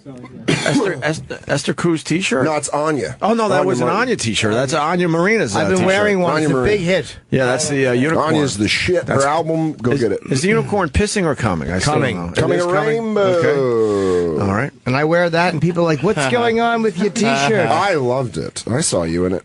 Yes. We have 315 Periscope people right now. That's not a lot. Wow. That's not a lot. We're famous. You mean over 300? We just lost 10. Bought a lemon. No. So it'll fit around his head. It's 294. Aw. Fucking liar.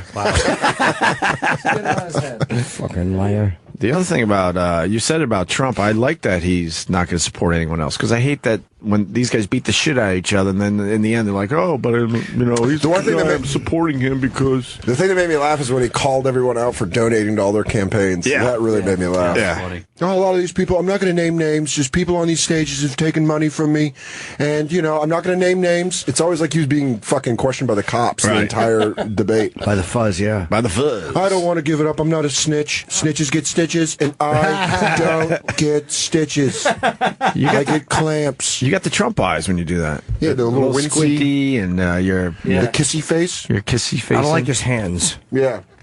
His hands movements are awful. You guys saw the Night at the Rocks? The Roxbury? Roxbury. That went viral. It was hilarious. All right, we're ready? I didn't see that. I thought you were talking about the movie with Will Ferrell. I was like, No, they took... all right, E-Rock. Can't see? E-Rock looks like a hostage. Okay. You bring us back, our people. You go home today. So someone... We want to send you home. So someone point to the first person to step up. Number one. All right, right up to Eric. Ready?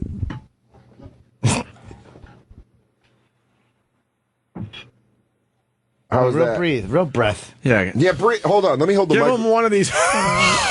Yeah, from the guts. From the guts. gut. If that's not giving it away. Here's how I breathe. E-Rock? Number one. Eric? All right. What does it smell like? It just smells like a lot of coffee. Okay. All right. Go number two. Number two. All right, hold on. You hit my chest. You didn't even hit my face. Holy fuck. Number three. Is that not good? Wait. He's Number two. We might have a winner. I don't know. What does it smell like? It's like you threw up and then swallowed it back down. And then had a drink. All right, number three. Number three. Oh. That last one was disturbing. Fuck. For the immediate reaction. Wait, I think you need another one. I don't know. What do you think, Jimmy? One more. One more.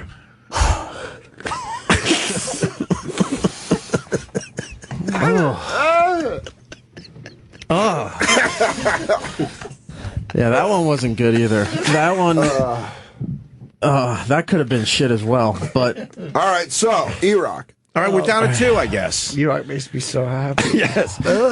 What would you say? Well, I think we're down to two. I think we're into the finals now. So the first person come back up. Yeah, yes, you. And really give it your all. Or you know what? I would say. Oh, yes, Dan. I would change it up a little. He doesn't know who's coming.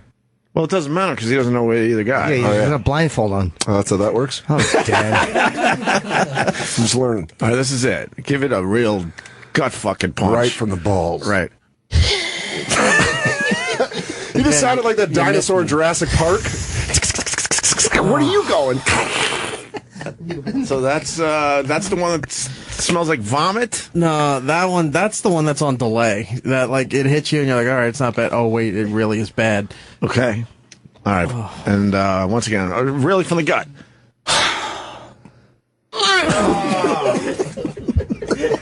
That almost knocked him out. He's bent over. Poor kid. Ooh.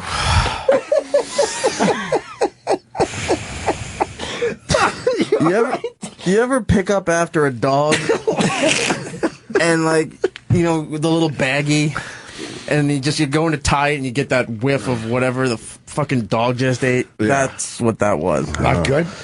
No, not pleasant. Is that the winner? That's the worst one. Oh. All right, so the contestants were yes, Roland, Adrian, and Derek. Yes. the intern. And according to E-Rock, Roland was eliminated first. Coming in at number 3, getting the bronze. Number 3 was Coffee Breath. Coffee Breath. Coffee Breath Roland. Yes. I love coffee. Number 2 was Vomit. Roland Vomit. adding in that he loves coffee. Oh, thank you for adding that. And then there's Vomit, stomach vomit or whatever. Number 2. Yes. Throw up in your own mouth and swallow it again. Yes. The Young award Derek. goes to Young Derek. And number 1 today, Smelling like a bag of dog shit. Adrian. Number 1. Congratulations. Ichiban. Congratulations. Anything to say? Thank you. You did it. You smell like shit. Sometimes you get shit mouth in the morning. But why? Did you Sometimes drink you get last shit night? Did you mouth. smoke pot? What is it? I What's woke going up. on there? I woke up a little later than usual today, and then when I got in, I drank multiple cups of coffee. That was right when I first got in. No, I haven't had anything since. So Oh, he's got it's just stale. dry mouth. No. You didn't let him lick your nose? You didn't brush your. Oh, that's a very good idea, Jim Norton. Yeah. I lick his nose. Come on. He said he would lick your nose. Just right on top. Just a Let me little lick your lick. nose, It's Eric. like a little puppy A dog. little lick. A quick lick of the old nose. Just a little quick lick. a lick across the bottom. Oh, sweet. Oh, upper God, lip lick. Jim Norton. Coming through. That's why you're on the chive list. That's right. Chiving it up under the news. Selling tickets. Come on down to Seattle. I'll talk all about this. Live. You're going to see it different live. No, he doesn't have to do it. He's not licking my face. Well, Yeah, that's true. we need a grand finale, though. I mean, come I'll on. give you What would you accept? What would you accept, Eric? What about him doing an empty cup that he has to breathe? He has an I mean, he's already done. Huh?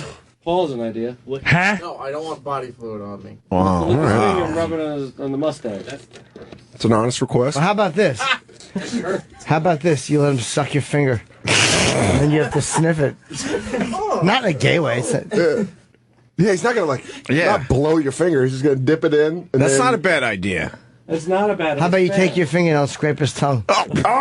Oh, we used to do that. Can we do tongue scrapings? That doesn't touch anything. Get a spoon. Face after you Jimmy recommended came it. up with this years ago. Get a fucking Yes, I spoon. did. Big A. We scraped Big Big A. A. We'll never top that. I saw him the other day. It was literally like liquefying Staten Island. You weaponized Staten Island. Tongue scrapings. Yeah. How do we do it? He just would take the spoon and just scrape it It was and scoop out some goodness. there was fucking tin cans, license plates. It was a mess. An old tire. Big A's was a. All right, we're gonna do this because then there's no bodily fluids touching you at that point. Yeah. And you get a true pure sample that way. Adrian's a trooper.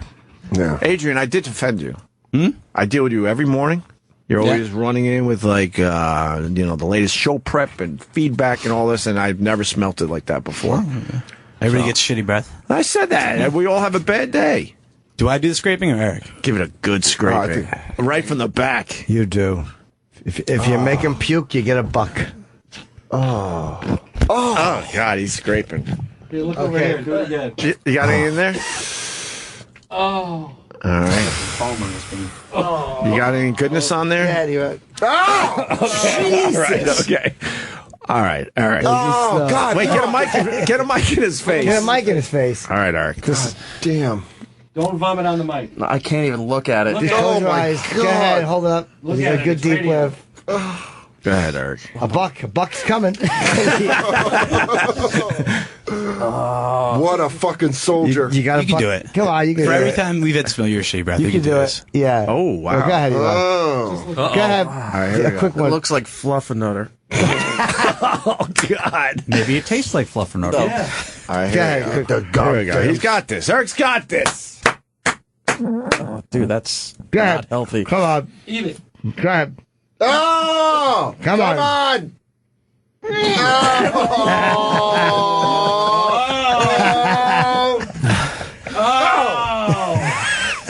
Is it bad? Oh, yeah. It's bubbling. Go ahead. Is he going in for the... Here he goes. Go ahead. Give it a real good sniff. Big sniff.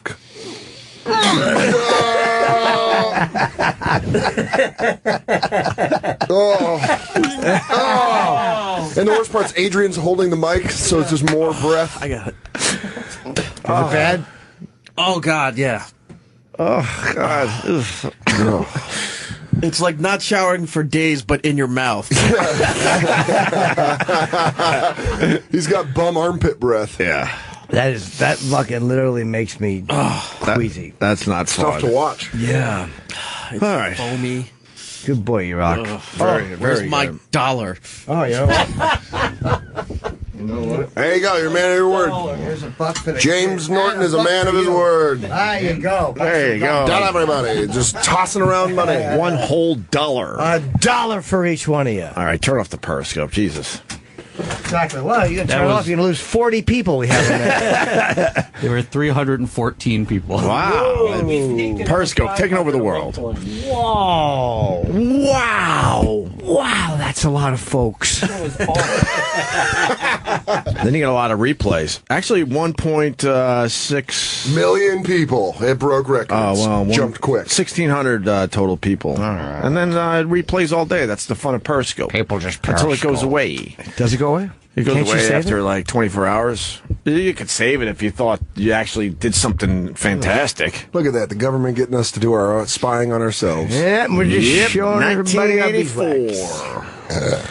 We should take another break because of live reads. Dan Soder in studio, and we got other people coming in very, very Tig soon. Notaro is coming in. Tig Notaro's coming in. She has a story to tell. HBO special is what she's promoting. I thought it was her Netflix documentary, which was really, really awesome. But the HBO special, I guess, comes out this month. And Pete Davidson should be here in a couple of minutes. Oh, really? He might have overslept. That's all right. Pete.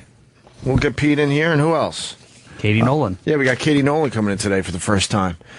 That'll be fun as well. Very, very busy show. Jimmy is leaving right after the show today to go to Seattle. No, tomorrow morning, first thing. That's the only flight we could get was morning flight to Seattle. So this is your last show for a couple weeks, Jimmy. Yeah, I didn't know that. I didn't realize I was leaving on a Thursday. Summer vacation is just about here for us. We're going to take a couple weeks. Ooh. Yes. All right, we'll be back. Over the years, Dan Soder, you've upgraded your phones, your TV, your car, but what about your underwear? What? What about your underwear? I don't know. I buy it whenever my old ones rip. That's not good. What, I need to buy a banana hammock now that I'm single? You're a single guy. I gotta get a fucking... You gotta upgrade your underwear. An elephant trunk thong? Yes. That's where Tommy John comes in. Mm-hmm. I'm wearing Tommy John's. Would you like to see? Mm-mm. What? No, I don't. I'm fine. I believe you. You sure? Yeah. Why don't you just describe how great they are? I'll show you my Tommy John's. Yeah, I'm good. You sure? Yeah, I'm good. You're gonna love the color. Yeah, I'm good. Look at the color. Yeah, I'm good. Oh, what? What are you, a lifeguard in South Beach? Who the fuck dresses like that? That's why I had to show you the color. That color should be called herpy. Look, that's the only way. Look, I know what happened. Tommy John, sent in a lot of free product. We call them envelopes here on the show. And I think the teal ones don't sell that well, so they said, give them some teals. Teal. But I like how they feel. I just want different color. You got you got the same ones on. Dude, let's go for a match. These are not Tommy John's. Well, these are different. No, I'm saying these are different brand of teal underwear. But look at this. Oh, yours are more. Those are nice, actually. Look. Yeah. These are darker blue. Mine are lighter. You guys are the teal boys. What color's mine? What color is What this? color's mine? You're yellow in front, brown in the back. Actually, brown in the front. Yes. What color is this? What? No, not actually brown. What color is that? Son of a bitch. I'm not even. Oh, goddamn. Turquoise? Yeah. Dan, show your underpants. I'm wearing like crusty Target ones. Ew. Oh, yeah, you need some Tommy Johns. That's what She this saw is that all actor about. with his abs and fucking his good underpants, and she's like, I don't want to suck old Target underwear dick anymore. She's like, yeah, union dick over here. Yeah, she's going to eat your ass. She's got to look at a fucking raisin and an apple. She doesn't want any fruit and lumers. Yeah, you need some Tommy Johns. A raisin and an apple. That's an old Bob Levy joke I just took. I didn't mean to. It was a fucking Bob, some of his father's underwear and his farts. He goes, the grape in the back turned into a fucking raisin. That was many years ago. God, that's wonderful. 25-year-old joke. I just quoted it. Who's that big guy? I don't know. He doesn't fucking play. There's Pete Davidson, though. So, Tommy John, I like him. I just want better colors for myself. I got a nice black pair that I'm loving. And, whatever. They fit really well. The legs don't ride up. The waistband never rolls down. They have a no wedgie guarantee, too, Dan Soder. So, it's a read. Yes. Undershirts, they got them. They're like a second skin and never come untucked. If you want to look and feel amazing while keeping cool and comfortable all day, switch to Tommy John. You'll love their underwear, undershirts, and their best pair you'll ever wear, or it's free guarantee. Check out Tommy John's complete line of phenomenal underwear, undershirts, and socks at TommyJohn.com. Use promo code Opie, OPIE, to get 20% off your first order. That's promo code Opie for 20% off at TommyJohn.com. That's TommyJohn.com. Yes, we're back. Pete Davidson in studio. Welcome back, Pete. Yay. We want to give you a little more time because Mike Bichetti definitely ruined everything. And then Pete Davidson was texting me some conversations that Mike Bichetti was having with your mom. Oh, yeah. Yes. Can I read these? Yeah, my mom's all over the Twitter.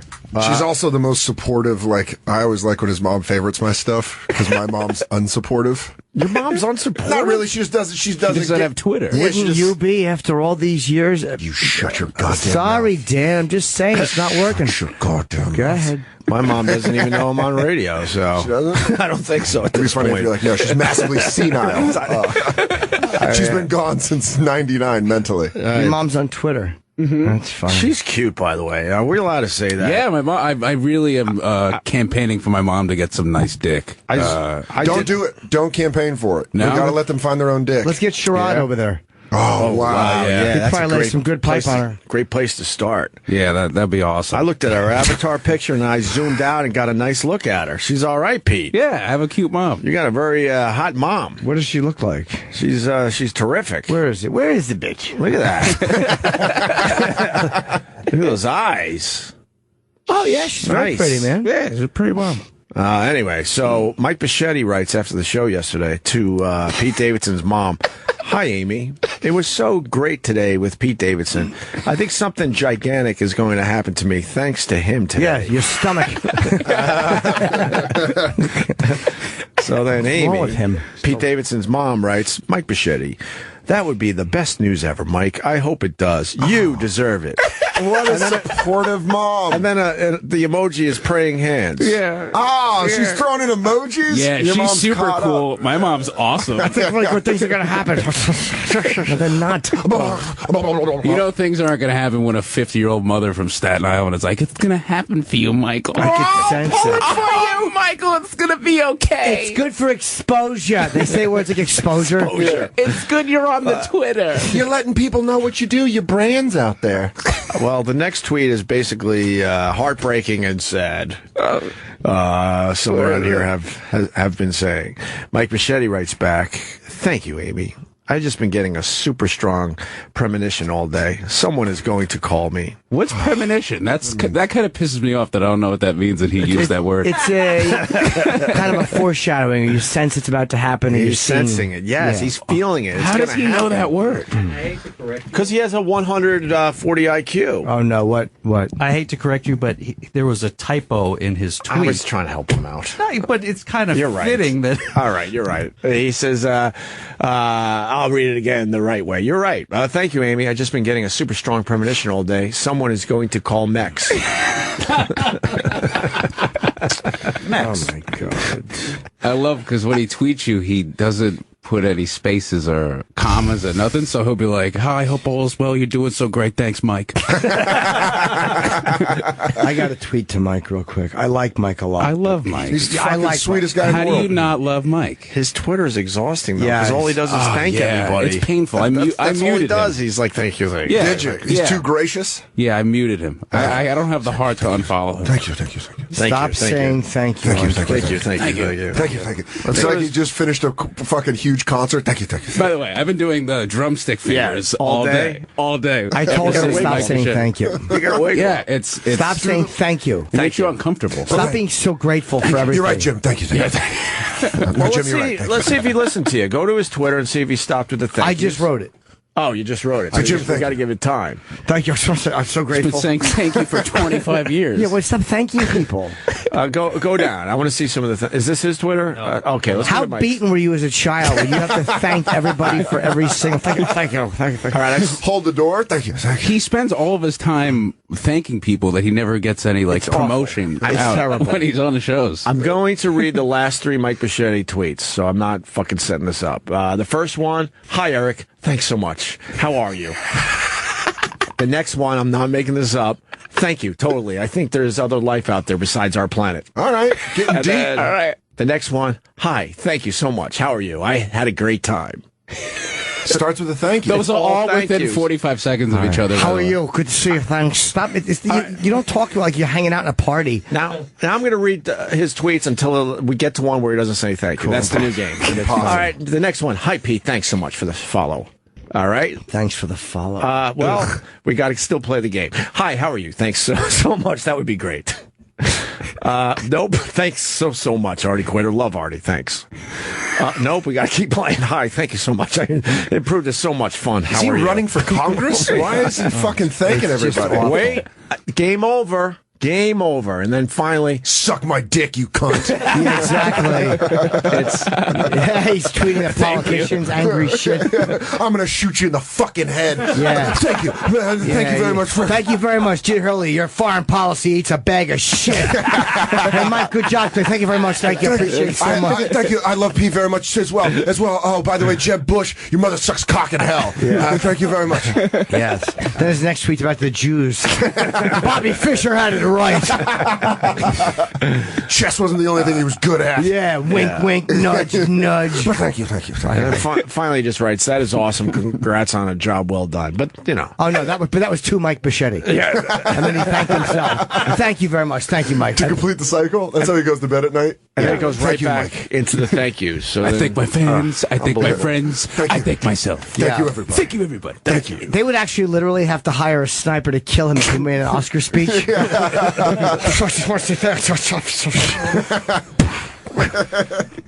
He does Good Night Moon, but just thanks everything. Good night. Thank you, curtains. Thank you, pillow. Thank you, duvet cover. Thank you, box spring. Thank you, mattress. Thank you, nightstand. Thank you, moon. Thank you, moon. Really? Yeah, it goes right back to thank you so much. Thank you. I love it. One more. Most gracious person in comedy. Oh my God. Thank you. Thanks. Do so much, Matt. How are you? That's what it says. Thanks. Do so much, Matt. How are you? All right. Yeah, nailed it. Needs some commas, and it goes on and on. The best. He is the best. Your mom is very lovely. Yeah, she's a very nice woman. Supportive lady. Wonderful woman. Good. That's the type of woman I need. I have to lay there like this never happened before. She's like, it's okay. Hey, shh. She just does ocean noises to calm you down. Hey, it's gonna happen for you, Jim. Don't worry. Yeah. Everything's gonna be fine. You ever try to explain away an erection loss? No, but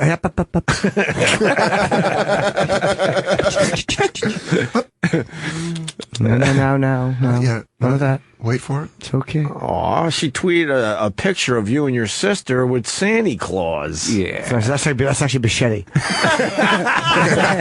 Thank you, you guys. Yeah, thank you. It's gonna be a good What do Christmas. you guys want for Christmas? Thank you. I want to thank you for the cookies. Thank you for the milk. Yeah, Mama, Santa weird. I don't like the way Santa's thanking us for everything that we haven't done yet. Yeah, why Santa pointing up in sky a lot? Thank you for keeping your chimney clean. Yeah. Thank you for the cookies. Thank you for the milk. Thank you for not having snow on your roof. It's very easy.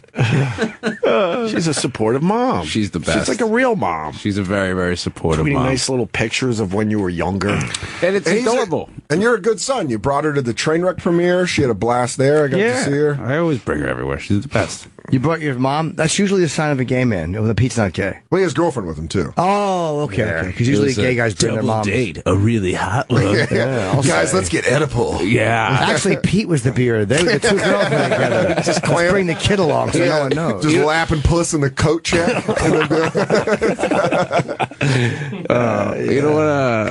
You know what I like? My mom's Twitter name is Joe Smith because she at first she wanted to be undercover But then she just started liking everything. And I was like, who's this Joe Smith guy? Joe Smith? Where'd you come up with Joe Smith? Why is this troll so supportive?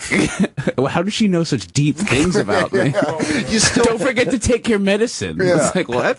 Are you still afraid of clowns? That's such a good one. She's a nice lady. Do you take your medicine every day? I do. What's the medicine? Lexapro. Oh, right. Yeah, That's we talked right. about that with... we talked about your erections. It's not a problem. Nope. Cool. Not yet. I feel like it will be eventually. It's all mental. It is? I don't know. Does it kill your sex drive at all? Oh, it's cut in half. Wow. But like it's still... Yeah, but you're young enough, so you can still get 5 in a day. You son of a bitch in your youth. Yeah, when you're 30. That's right. Just fuck all day. I fuck all day. Thank you. Thank you. What's your tattoo? Oh, it's my dad's badge. 8418. Oh, Yeah. okay. It's on the cool. It's below the crook of the elbow, like on the inside of the forearm. Try to keep it hidden. 8418. Yeah. You were talking before about in the break. Pete came in and talked about this thing you found on your computer. You doing characters? Oh yeah, it's really bad. It's so fucking Where bad. are they? Thank God I didn't do it. Okay, so Can we play 'em? I'll bring it in. I'll bring it in the next time. There's a so before the SNL audition, I didn't know if I was going to do stand up or try to do a character. So I created this character. I have a big chain, like a big rapper chain. So I filmed myself talking normal, and then I put the chain on, and I immediately was just like, "Hey, what the fuck's going on? My name's Tommy. How you doing?" And the whole video is really bad. How long is it? It's about 6 minutes. Oh my God! Oh, you got to bring it in. That's like a stairway to heaven of bombing. You're wait for the bridge. There's 2 or 3 minutes, and you even see me see my reflection in the Mac, and I'm like. I even knew, just disgusted with yourself. Just knew during it, we so bad. You look it off. You're like, what the fuck am I doing? Fuck am I doing? Why did I think this was going to be a good? It's so bad. I had to show my girlfriend. What'd she say? She was like, "I think you're great." That's how I knew it was bad. She's like, "No, anything you do, I like." Yeah. And I was like, "Oh, Jimmy, we got to bring back the bit." We've, over the years, brought in old tapes of ourselves, whether it's a stand-up routine, some old radio shows. Dude, I have Can one. you bring something in? I have we a used tiny to do this DVD from time to time. of my first weekend hosting at a comedy club in Tucson. That's so cool you got that. It's awful. That's so cool. Can you bring it in? Yeah, it's so bad it makes me nauseous when I watch it. Oh no. Can we set that up after we come back? bad. But you got it. That's awesome you have that. Yeah, but it's it's from 2004, and it's just this tiny DVD, and it's so bad. Yeah. I look like Pete. We looked alike. Yeah, there's we a both time. had that Really? I had young, eager that hip hop haircut. Yeah, I had a. You went hip hop. I had I was wearing oversized T-shirts, and I had a Caesar haircut. Oh no! Yeah. You were like the male hoochie mama.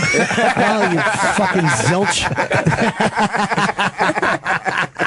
It was fucking bad. That's why can I see a picture, Dan? Show me. We're trying to find one right now. Hold on, I can find you one. Yeah, Dan's got I want to see this. I have pictures of me with lines in my head, how rappers really? You went lines? designs. Dude, when I met you, when you were 15, you were fucking. You wanted to be black so bad. Yeah, we all went through that phase. So yeah. So, Pete, you've been hanging around with these guys since you were 15? I know you started early. How old are you now? 21. So yeah, I've known you for 2 years, maybe. about 2 years. Yeah, I've known Dan for 5 years. How'd you get into the clubs? My mom used to bring me around. Yep. Or Wow. he'd wait for me, and then I remember walking him in a couple of times, and he'd hang out. I have a picture of me That's when I was pretty cool. 18, thinking I was hip hop. Oh yes. Oh yeah. Oh, but that's 80s hip hop, so it's kind of cool. It's though. me with a fucking With a flat top. No, it's with a hat. No. With a white hat. Now that's considered cool when you look back like that. Now it's a Clockwork douchebag. orange T-shirt. It's not. It's not as bad. Yeah, that one's not too bad. Where is I gotta it? see Dan I gotta find with them. a I'll Caesar's find it. haircut. It's fucking awful. I think I have it on my phone I used to somewhere. have 2 earrings. Oh, Pete. Yeah. He goes, yeah. I like how this was only a year and a half ago. Well, now you've outgrown it. Back then. I know your timeline is a lot different than ours. Yeah, Pete's I was a real dick back then. He's standing in front of an Obama poster. Wait a minute. That's great. Yeah, fuck, I don't have it on my phone. I'll bring it in. Here's one when I used to wear gold chains. Oh. Yeah, but you're making a face though, so I can't tell if you're joking. Yeah, but around. no, I'm not joking. You're not joking. No. Yeah. Oh wow. Yeah, that's a that bad could be one. worse. It's not that bad. It's a pretty bad I'm one. tweeting a photo right now about when I Young was hip hop Jim. Yo, man. Yo, What's up, man. dog? Show respect, son. Was good, son? What's up, dog? Yo. Damn it, where is it? It's so bad. What year is it, Dan? Right now, it's 2015. No. What year did you have the haircut? 99. 99-ish. Yeah, when we Google image it, Dan, it doesn't come up. Yeah, you're not going to find it. Why do they call it a hairdo? They should have called it a hair don't. Ah. I don't know why they call it a hairdo. They should have called it a hair don't. We found one with you having messy hair, Dan, and a little longer. Oh, wow, look at that. What? I can't even see it. You're a little, Oh, that's Fat Dan. That was when I quit smoking and I got fucking fat. Is that booze bag, Florida Comedy Central set, Yes. Dan? Yeah. Jesus. Yeah, I was in a real bad place right Yeah, then. you were. I remember Pete was like fucking 18, and when an 18-year-old sees you and he goes, "Hey, man, you doing all right?" Yeah, I remember I called him and I was like, "Hey, Dan, I'm just like really concerned." And that was when I saw your Comedy Central set and you look really bad. that was when I did the South Beach Comedy Festival, and I walked across the street and I bought a package of Solo cups, a bottle of rum, and a big thing of pineapple juice. It's like a John Valby song. It's almost Tom Waits-ish. Did you go on the beach and just drink that shit? I remember I opened for Schumer down there, and Chuck. Yep, and we were talking laws, and I saw Schumer, and she just goes, "What the fuck happened to you?" And I was just walking back in the hotel. I was like, "It's bad." What was the problem back I was then? just boozing. I don't know. Boozing. Dan was a lot of fun. I just get hammered. Yeah. Fucking zooted. But for Pete Davidson to have that awareness at 18, that's crazy. You must have been bad. Yeah, the way he looked at me. Bad. He's like, "Ew." You're the reason I only smoke weed. Hey, thanks. I got him a warning sign. Yeah. For real? Yeah, because we have very similar, Problems? upbringing. Yeah. So Both dead dads. Both dead dads. When did your dad die? I was 14. Talking to Pete. You were 14. What happened? Cirrhosis. Oh wow. Okay, so you knew it was coming. Yeah. Well, he went quick. How old was he? He was 48. Jesus. But he went the white trash way. Hep C. Mine was 33. Sadder. It's sadder. Sadder than yours. You know what's the best part? You know what's the best part about hanging out with Pete is like. Pete, we'll start talking about it as his friend. He'll start talking about his dead dad, but his dad died an American hero. Right. My dad died just because he partied too much. So you're like trying to bring it up. He'll be like, "This is the badge number. My dad died saving people." I'm like, "I got the amount of money he owes half of Lake County, California. I'm still paying off his fucking alcoholic debts." Yeah. Hey, what's that a tattoo of? My dad's badge number. What's that a tattoo of? This is him vomiting behind the sofa. This was Christmas when he was too cocked to get into the Santa suit. It's my favorite memory. Yeah. Oh, God, that's so fucking bad. That's hilarious, though. That's great. Clockwork Orange. There's the picture. Jim Norton on Twitter discussing our shitty youth attitude. Me when I was 17 or 18. I think I like how you look exactly like Ice-T. I don't know. I'll get the picture. It's not good. It's the idea that such a fucking little nothing had an attitude, like I had something to say, brother, and I really didn't. Yeah. Did you call people brother? No, but I mean, I'm just saying like a tough 17, 18-year-old. And I wasn't tough. I think my friend Steve Giacalona, guy I went to school with, who I was almost killed with once. You can't just casually say that. What happened? I've told the story before. It's when we were both stoned out of our minds, and we were crossing Route 130. And as we're crossing 130, we hear, and a fucking 18-wheeler, a diesel, like a gas truck, ran the red light, and the back tires of that truck ripped off Steve's grill, the bumper. Jesus. Oh, jeez. It was that close. We were stoned, and we were just both shaking. Because when you're going that fast, when you go through, our light was green, dink, go, when the back fucking hubcaps rip off your bumper, which is what happened, A half second more, you were dead. Yeah. That we were a half second away from being killed. Fuck, man. What did you? I mean, you immediately pulled over, right? We pulled over because we were still in that lane, and the guy wanted to give Steve $100, and then Steve was like, "No, you got it." Then they traded information, and then we crossed the highway, and then Steve pulled over and just started crying because it was the shock of it had worn off. Like we literally were that close to getting killed. Wow. It shows you how much I just want to get high again. I'd be like, well, that killed my high. I gotta get Yeah, we were stoned. Yeah, I gotta get high. Man. I gotta get some edibles. I gotta get high again. It's a weird violation when you're in a car that's hit by something. It's a weird feeling of something is so wrong right now. Yeah. I've had a couple of minor fender benders. There's always a weird feeling.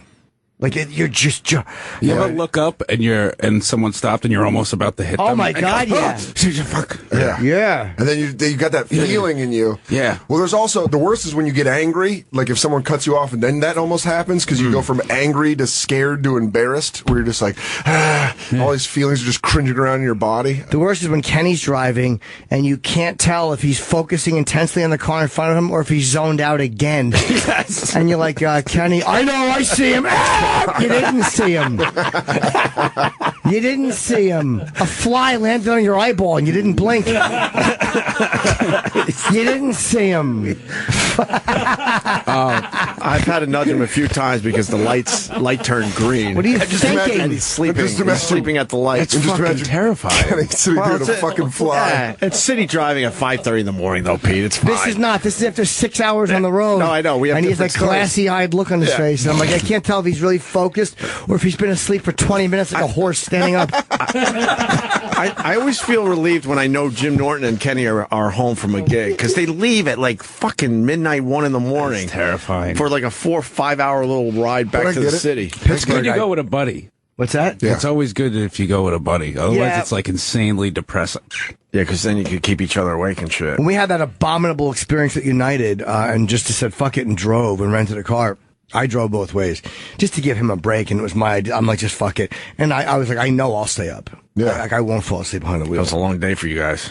I can't believe I went to bed last night with a candle lit. I can't believe I fucking did that. Yeah, where's the picture of that? You told me you tweeted I tweeted it. Yeah. I didn't look at your Twitter this morning. It's not a great photo, but it's inside. You can see the candle. I lit candles last night. I like the smell of candles. We all do weird things. We're thinking of coming out of the closet, and it's.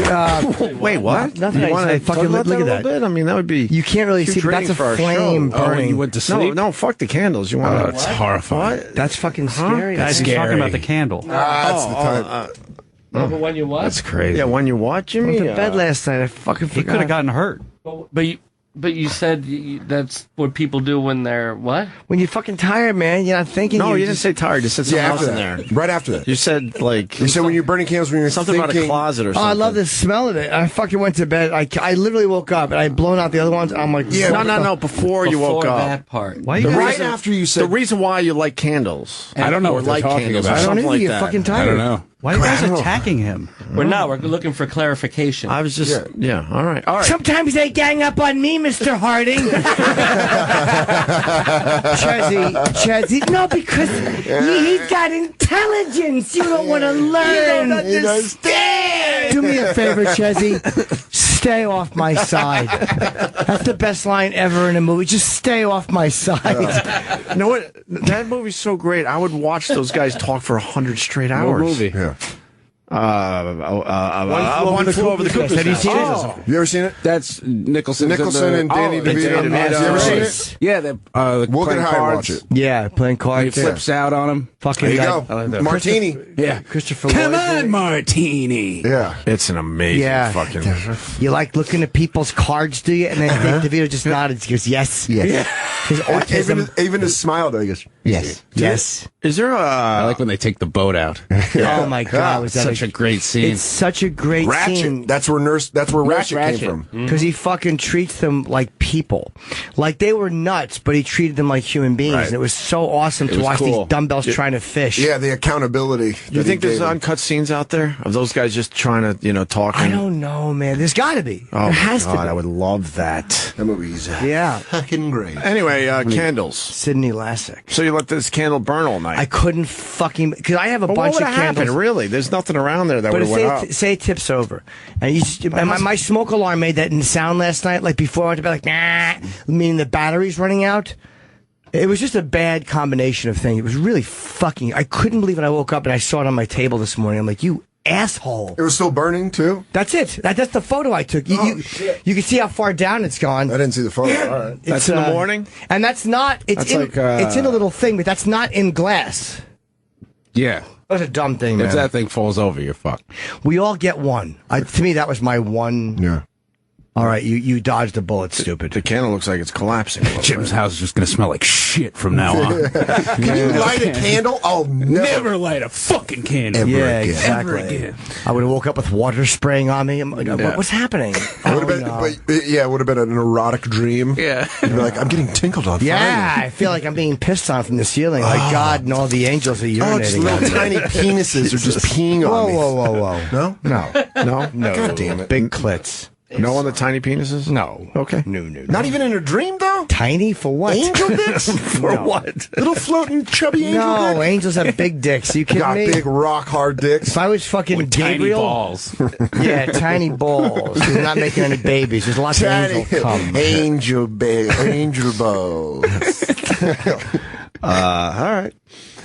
Breaking news. Bichetti tweeted 8 times since Jim told him to stop saying thank you. Did he say thank you? So, Jim, just thank you, Jim.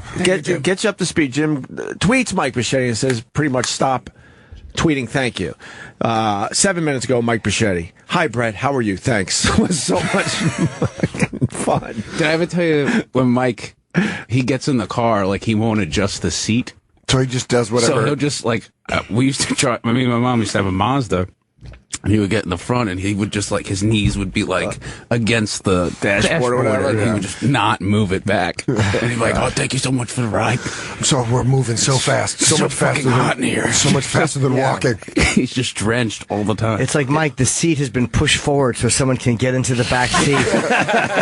your chin's on your knees. He became a contortionist just to get in a Mazda. She's staring at the floor, man. Thank you. Don't worry. I'll pop my shoulder out like Mel Gibson in Lethal Weapon. He didn't. That hurts. Oh, I hate it when they kill that. And he's in there and then in part 2 getting the fruit and he's causing a scene. Have dinner with me. That's charming when he does it. If I tried that, I'd get busted on rape charges. He's trying to take my fruit in the supermarket. Well, he didn't take your advice. He's still saying thank you all over his Twitter. Is the point here, without reading the tweets.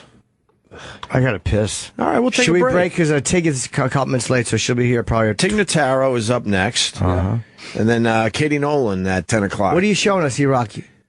I can't see my We have phone. a lot of live reads is the problem. Okay. I thought you was holding up maybe somebody complimenting me somewhere. On the chive. Oh, yeah. I'm going to go out for SNL, actually. Good. I do characters. Yeah, we all know that. Okay, Lauren, this is a child molester. Hey, how old are you?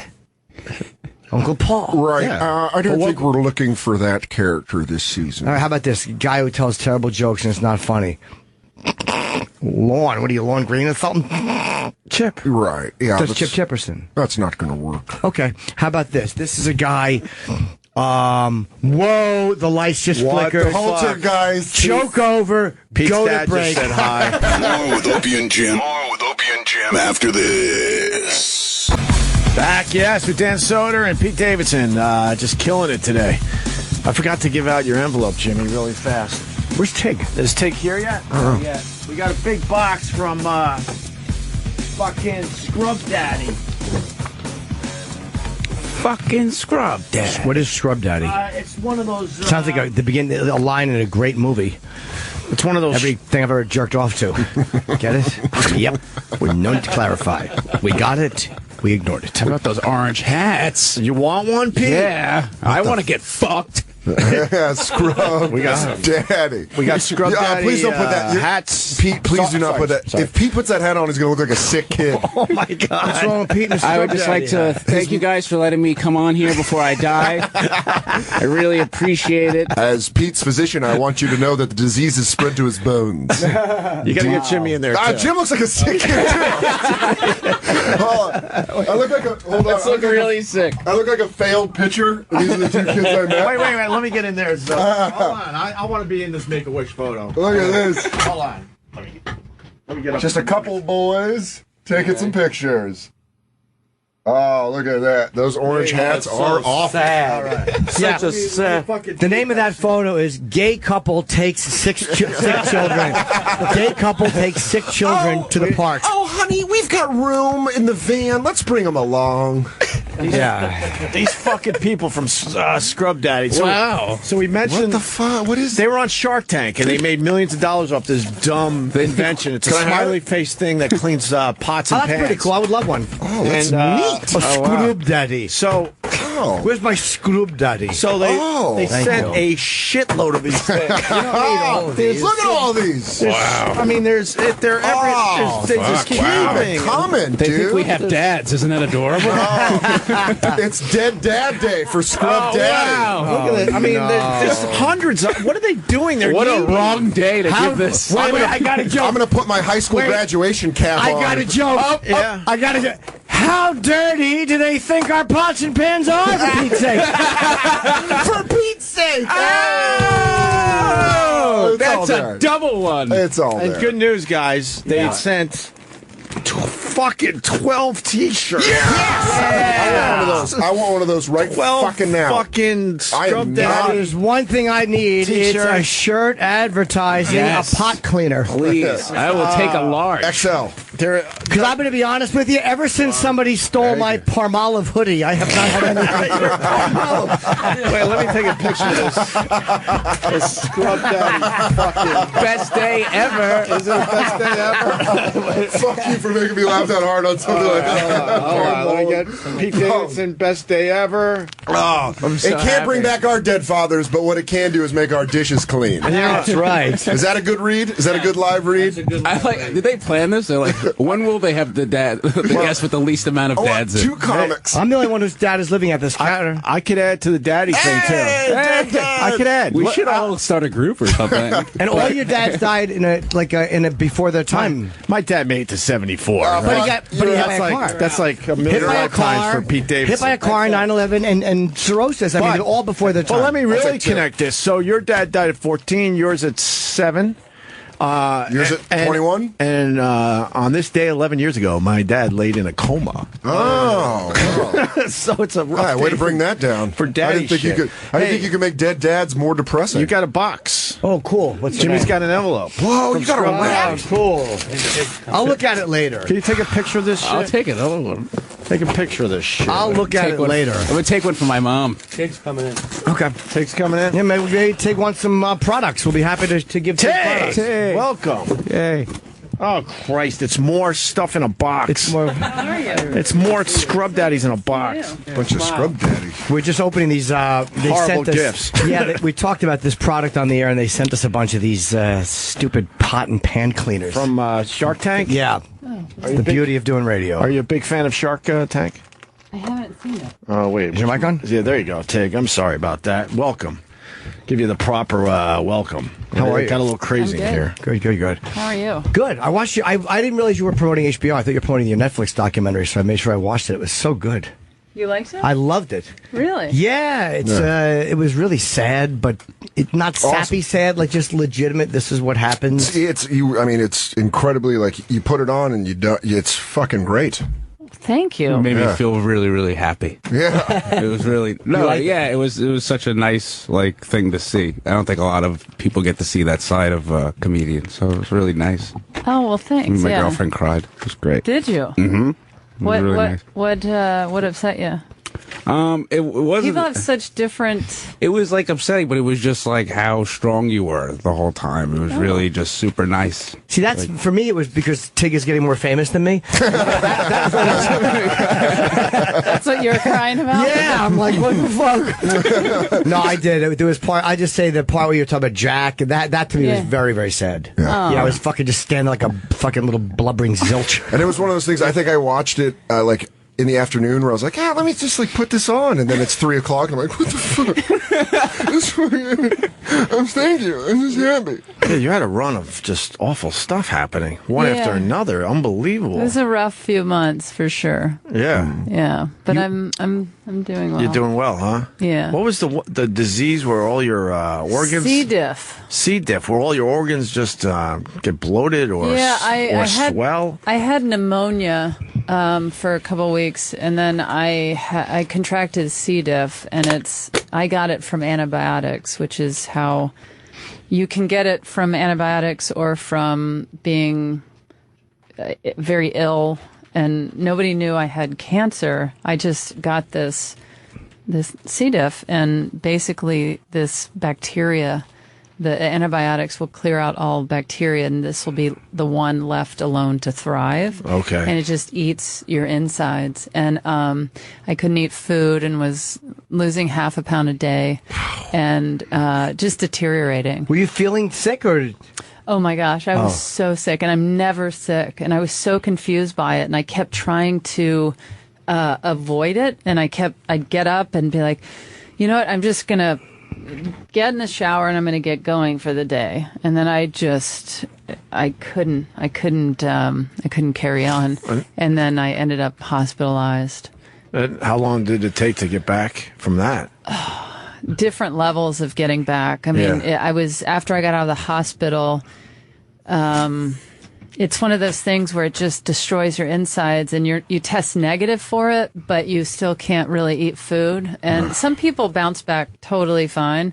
It took me, I would say, 3 months before I could really, I started to sustain my weight. And then after that, it was still a good year or so where I had horrible abdominal pains. Right. And so I would just be in conversation with somebody, and then I go, oh my God. You know, that kind of thing. Was it like a cramp? Like what kind of abdominal just pain? Like stabbing. Oh, wow. And so it's just been a process, and I still have issues here or there, but nothing like, I mean, I can't even spend a second pretending like something is wrong with me right now, because it's not the case. You're happy to be alive. I'm thrilled. I mean, I've never been, you know, you get a cold or something and you just take for granted you'll get better. And I was actually I couldn't turn my illness around, and watching myself deteriorate was utterly horrifying. Was that before or after the cancer diagnosis? Well, when I got out of the hospital for C. diff, my mother tripped and hit her head and died. Watching Jimmy Kimmel. Yep. And then I went through a breakup, and then I was diagnosed with invasive bilateral breast cancer. You had a funny joke, by the way, when you were doing your Largo set about like how the breakup happened and like what a great time it was to break up, because why would you want to stick around for the tough time? Oh my God. Well, you know, well, but people read that as I was left in the middle of having cancer, and that's actually not what happened. I was just making the joke of like, oh my gosh, you think things have been bad now? Good thing you're gone, because you better get out before the cancer comes. Yeah. You know? And you announced that during a stand-up routine or whatever. Yeah. A set, I should say. Yeah, I announced all of it in this. How did the audience take that? There was a mix of reaction. Did they believe you? Some people did not. They were just like, I can't wait to hear the punchline to this. They thought it was all a lead up. Laughing hysterically. Like, I get her. I know it's kind of, it's obscure. You wouldn't get it unless you go to a lot of comedy shows. Yeah. But there were people, you could see it hitting them, and people were crying in the audience. People were stunned and confused. And then there was still the laughter of people like, I get it. That was at Largo, and Louis released that on his website. That particular set, he called right? me the next day and said that should be an album. People need to hear that. And I thought he was insane. I thought it was you had to be there kind of moment. Why did you decide to do it that way? Well, I didn't right away. I said I appreciate the offer, but I'm not. No, interested. I mean, why did you decide to tell people you had cancer during a set? Well, and was it a spur of the moment, or you knew going into it, tonight I'm going to do this? Well, I had done an episode of This American Life, and it had gone well, and Ira Glass called me after saying, we want you back on immediately. And I said, well, I'm really in a bad place and I don't have anything I want to talk about. I would kind of want to just talk about this hell that I'm going through. And so I met with him and went over this piece I had written. And he said, don't come into the studio and talk about this. Go on stage and try and find some humor in it because that's your strength. And I thought he was insane because I was like, this isn't funny to me. And that was before my diagnosis. And then when I got diagnosed, even though I was devastated, it became insane. Like that maniacal laughter of like, oh my God, I have cancer. Just like there's what else? I don't have a mother or a partner, or I was like, I can't eat food. This is so insane. And so I had this night booked before I even knew I had cancer, and it was going to be kind of a return to the stage. And then I called the owner of Largo and said, I have cancer. I'm not performing. And he said, don't cancel it. Let's move it to the next week. Maybe you'll want to perform. And if last minute you don't, that's fine. But let's move the date. And I thought he was insane. And so I moved it. And then I just decided, you know what? The way my life has been falling apart, I might die. So I love stand up so much. And I want to do it one more time. And so that's why I did it. And I didn't, like I said, I didn't feel connected to other material, and I wanted to see if I could make this. Right. Yeah, can you imagine having to go up there and talk about traffic on the freeway with that lurking in the back? There's no way. I mean, I was so devastated over the sudden loss of my mother, and I was in the middle of the pain of having C. diff and the knowledge that I had cancer that I just couldn't say. Right. Yeah, I was shopping for new shoes yesterday. There was nothing possible in that way that I could speak about. Do people try to relate to you at all? Like sometimes people try to relate to a tragedy to make you feel better, but like they're just it's not. Well, I mean, people, but they also. People have been through worse. People have been through similar things, but then also people will just say, "Hey, I had a miserable day at work today, and your album slapped me back into reality." Right. That I need to shut my mouth. What helped you at that time when you were first going through it? Like, what kind of attitude from people helped you? You know, what didn't help was being bulldozed with positivity. Right. I needed to have a realistic conversation. If somebody just said, I can't imagine, or how do you feel, or what are you thinking, rather than, listen, you're going to be fine. You know, they've come a long way with cancer research. They're going to, sometimes I felt like I was in a locker room after a football game, and people were just like, or during, I don't want to fall sports stuff, but, they're just like, got to get out there, got to do this, you're going to be fine, just move. And I felt invisible. I felt like I wasn't being heard because I had real fears and I had real concerns. They didn't know if my cancer had spread.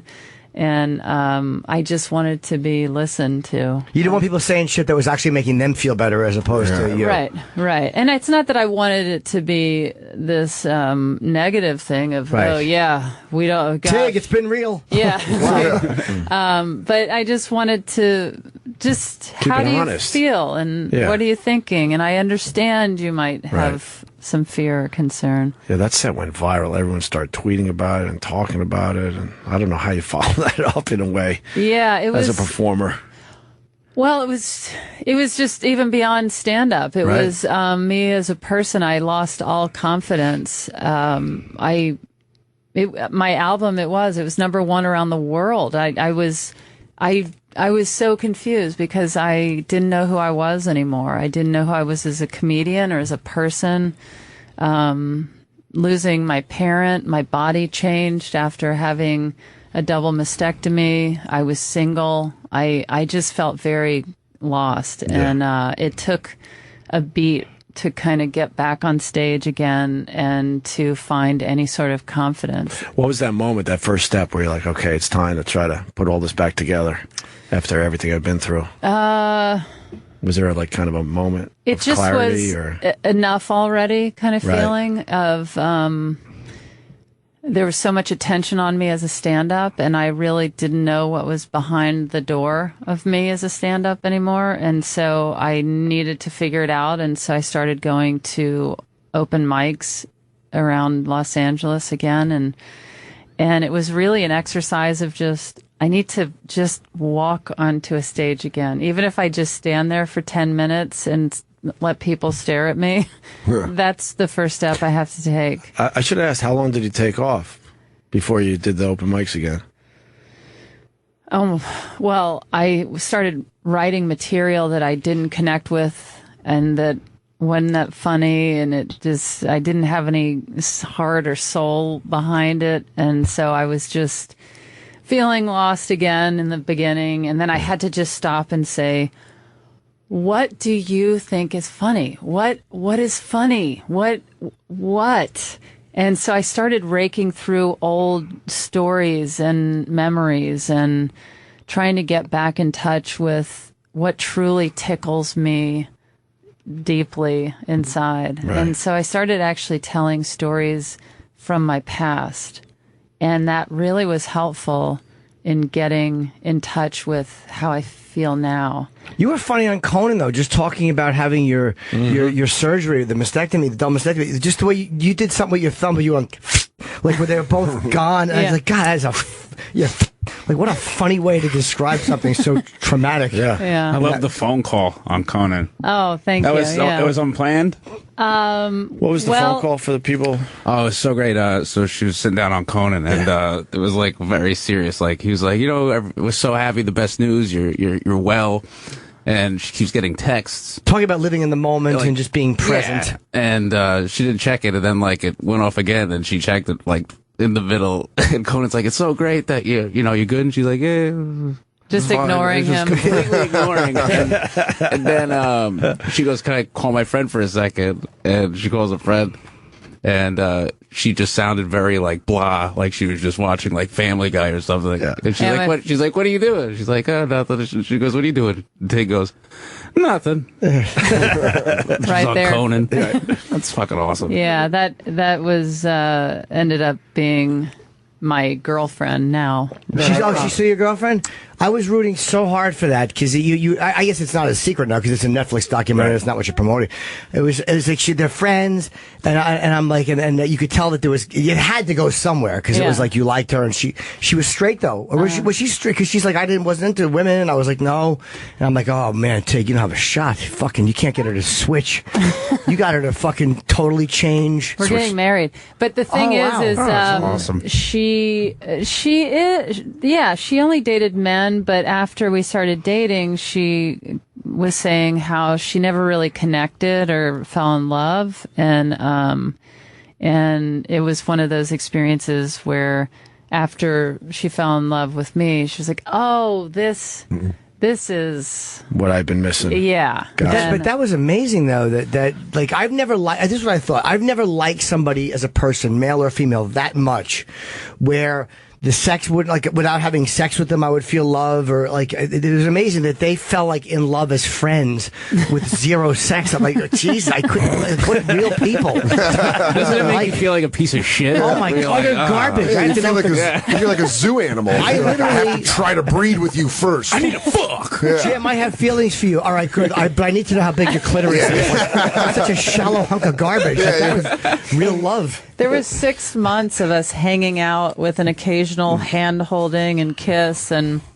we would talk until like 6 in the morning. And how long did you know? Like, ooh, I really like her. Like, I mean, we met in the movie In a World, and I liked her there, but not romantically. I was in another relationship, but I thought she was really spectacular. She just made me very happy. And then I went through all that stuff, and then I ran into her when our movie was going to Sundance, and it was kind of there where I thought, she's so funny, and I just liked her. I just liked her. And but you went to her and said, like, okay, look, I can't do this anymore. It just got to be too much. Where you were just hanging out, it's like a torture. Where I can't be with this person, and you didn't give her an ultimatum, but I guess you talked to her, and she's like, I can't do it. No, I didn't give her an ultimatum. Right. I just said, hey, I need some distance from you because I like you, and I would rather hang out with you when I can not see you as a potential partner.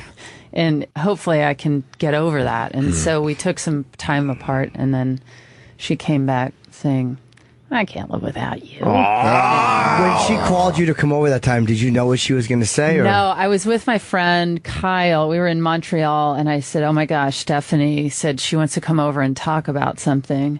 And he said, she wants to be with you. And I was like, I don't know. I don't know. And he was like, why would she need to come over and talk to you? To say, oh, I just want to confirm that we're just friends and let's keep this distance. But I was I didn't want to set myself up for disappointment. And so I couldn't believe that's what she was coming over to say. How long of a wait was it from the phone call to when you actually sat down? I was coming back from Montreal the following day. Okay, the next day. So, yeah, she came over and sat down on my couch and just I bet you there was a lot of hugging after that. Yeah.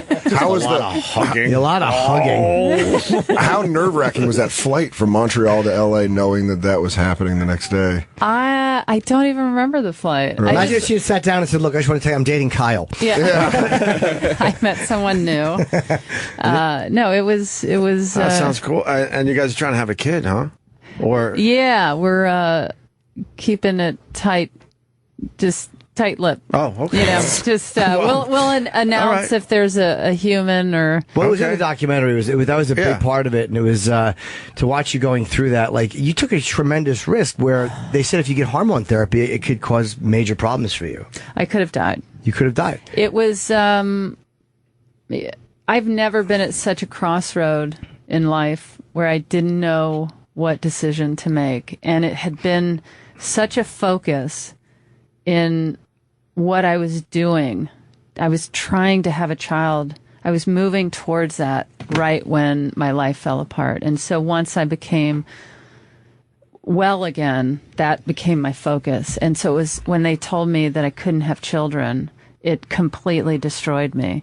And I couldn't decide if I should still go forward. I really couldn't. And then I realized that I wouldn't feel settled if I didn't just try. But it wasn't just blindly taking this potentially deadly risk. It was, I had my oncologist talking with my fertility doctor, and they were in communication and guiding me through it. So it wasn't me just saying, you know what, I'll just take the risk of having cancer. It would bring back the cancer, basically. Yeah, and then at that point, it would almost be untreatable. 100%. 100% untreatable. They just said that if my cancer, even now, if it returns in any way, it's not treatable. Why is that? I don't know. Because if there's any cancer cell still in my body that they didn't get, it will come back because I don't have breasts anymore. It will come back in my bones or blood or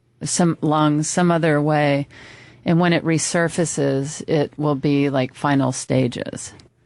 Why? Well, they can't catch it earlier? There's no blood test they can do? I don't know why I think I'm breaking medical ground by suggesting... Doctors are like, Jim, that's it! Oh my God, we should just test more than once a year, Jim. Jim Norton thought guy.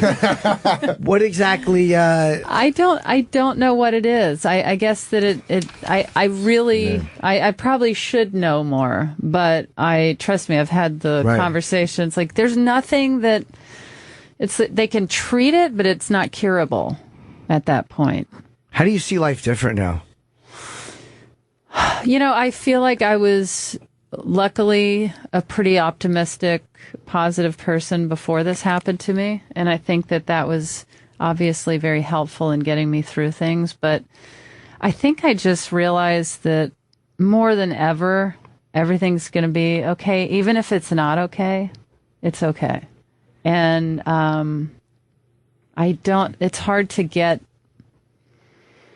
even though things do affect me still, I just feel like I've seen that I can get through things. Right. And I also I want to make sure that I'm surrounded with people that are going to be loving and positive. It's truly important to me. I'm you know, it's and I love being a comedian, and I love all the weirdos that I hang out with, but in general I need to not be around certain things. There was a great moment in the documentary too, where you were like, "Yeah, but I'm getting famous, but it's because I'm sick in a different way." But the reality is, it wasn't. The realization you had that it was because of how it came out. Yeah, I was doing stand up. Doing stand up. Mm-hmm. Yeah, a lot of people did say it's such a bummer that it took cancer, and that's what people and. It's like I was doing stand up, you know, that's what I do, and it really is fine with me. A 30-minute set that you couldn't have planned out and worked on for 6 months. It was like that's the most comedian thing ever, is to do a 30-minute impromptu set about being ill and have it work. Yeah. It felt good when I finally got that clarity on it, because people were kind of coming up to me with this negative looming thing of God, it's like, I'm glad for your success, but it's a bummer that it's and people talk about where the line is in comedy. That's why those discussions are ridiculous. They're ridiculous. I can't stand them, because when people get upset about a particular topic, they're getting upset about the most obvious stupid entrance into that joke. And you should be upset about that, because it's stupid and boring. But if you take a topic and you find the humor in it, the appropriate, interesting, smart, funny entrance into that topic, then of course anything is. Then at that point, nothing's off limits. No, the only thing that's off limits, I think, is Trump. I don't like him being made fun of, and I don't think there's anything to make fun of there, because he's a guy that's really bringing it. But aside from that, anything else is fair game to joke about. But yeah, it is silly to hear people talk about, well, that's not really shouldn't joke about. And if women are funny, that I feel like I'm going to rip my head off if I hear that again. And of course, this is a horrible example of if women are funny. That's not even discussion with me. That shouldn't even be a question.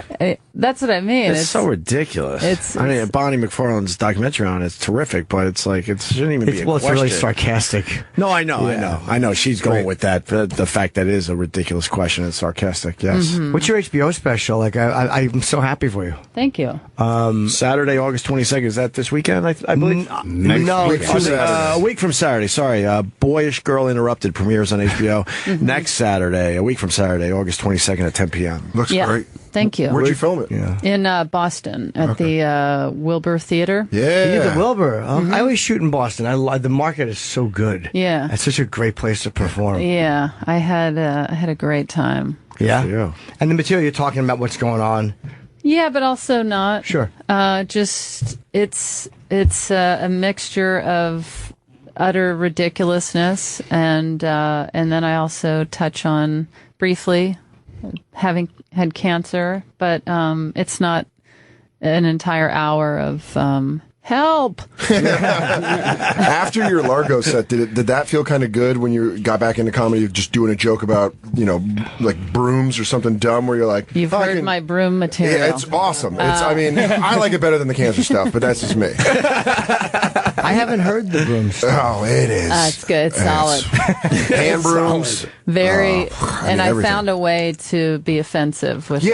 At first, you don't like the way she addresses the topic, but then you're like, you know what? This is well written. Yeah, she's tying this into. This is punched up. I feel bad, by the way, for any comic that realized they had cancer 2 weeks after you did your set. Tig's doing that. Yeah, like, but no, I also. And they're like, but you're just not. That's hacky by this point. But people other comedians have done sets, obviously, about their. Traumatic. Barry Crimmins comes to mind. We just had him in here, and out of nowhere, he went on stage to say he was, molested as a kid, and people were like, "What the heck?" And that became a big thing for him. But it was his way of getting it out there. In previous years, people have talked about having cancer, and I've had responses like, you're not the first person to talk about this, I didn't claim to be. What a dickhead! Who says that to you? Yeah. By the way, I don't want you to think you're breaking any ground. I saw a comic on a Carnival cruise line. Right. The comic did a clean act about having a bone cancer. Yeah, but it's also like it was the way Schimmel talked about heart attacks. Mm-hmm. Like there's like things. Sometimes people just do it. And it's always great. Why does it have to be compared to each other? Well, and I have never thought I was groundbreaking. And I wasn't doing that Largo set to release it as an album, or I was just going and doing a set that night. Yeah. And this is Louie's fault. Louie's asked me to go have lunch or coffee, and I'm like, I don't have time for you anymore because you promoted me so much. I'm busy now. And so... No, I can't meet up. That is awesome. But yeah, it was weird to kind of try and get do back into silly stuff or anything was hard. Really. When you went back on stage at Lago, it was like a year later. Was it like almost a year to the day or the year to the week? It was a year to the day. It was a year to the day. Was it like there's all this pressure now? Like, how do I not necessarily top this, but where do I go after this? Like, what's the next set like? Because people are all just sitting there like, okay. Yeah, I didn't think I would be able to top that, and I didn't set out to top it, and I just wanted to be funny. That's all I ever want to do whenever I'm on stage. Right. And I don't think I can top that album. And maybe it's the underachiever in me, but I think it was a time and place. It was a moment, and I'm fine with that. And and I don't want to put any sort of expectations on myself as far as, am I going to be a truth teller? Am I going to do this? Am I going to... I don't know. Let's see, Yeah, you just want to perform. And Tig is very funny. We've worked together. And, he's a hilarious comic, so... Thank you. It's a nice thing to... You too, kid. Thank you. Yeah. You too, kid. Like when people are nice to each other. Yeah. That's what it says on the door, walk in and be nice. Please be nice. It's Everyone's refreshing. Nice. Yeah, it's nice to be nice to the Because usually we're just beating the shit out of each other. Every once in a while, it's nice to just be nice. Just be nice. Yeah. We have to take a break. Okay. Tig Notaro, this was terrific. Promoting Boyish Girl Interrupted premieres on HBO next Saturday, August 22nd at 10 p.m. Yeah, I'm happy for you, and it's going to do, obviously, excellent things for you, even more than is happening now. Well, thanks. Thank you for having me. I enjoy your show. Oh, really? Yeah. What do you like about it? Oh, no, just kidding. Who are you interviewing with down the hall? I walked by and I saw you in the hall. You were in the last class. Entertainment Weekly. Okay, that's a good one. Yeah. All right. Okay. We're going to take a break, and we'll be back. Thank you, Tig. Thank you. More with Opie and Jim after this. Let's get Katie Nolan in here from Fox Sports. She's got free scrub daddies. Yeah, I know. Hi. Hi, Katie. Hi. Welcome. This guy? Yeah, that'd be good. Hey. They're giving out free scrub daddies. Oh my God, what's that? Would you like a scrub daddy? We don't know. It's from Shark Tank. Oh. This little thing made the inventors millions of dollars.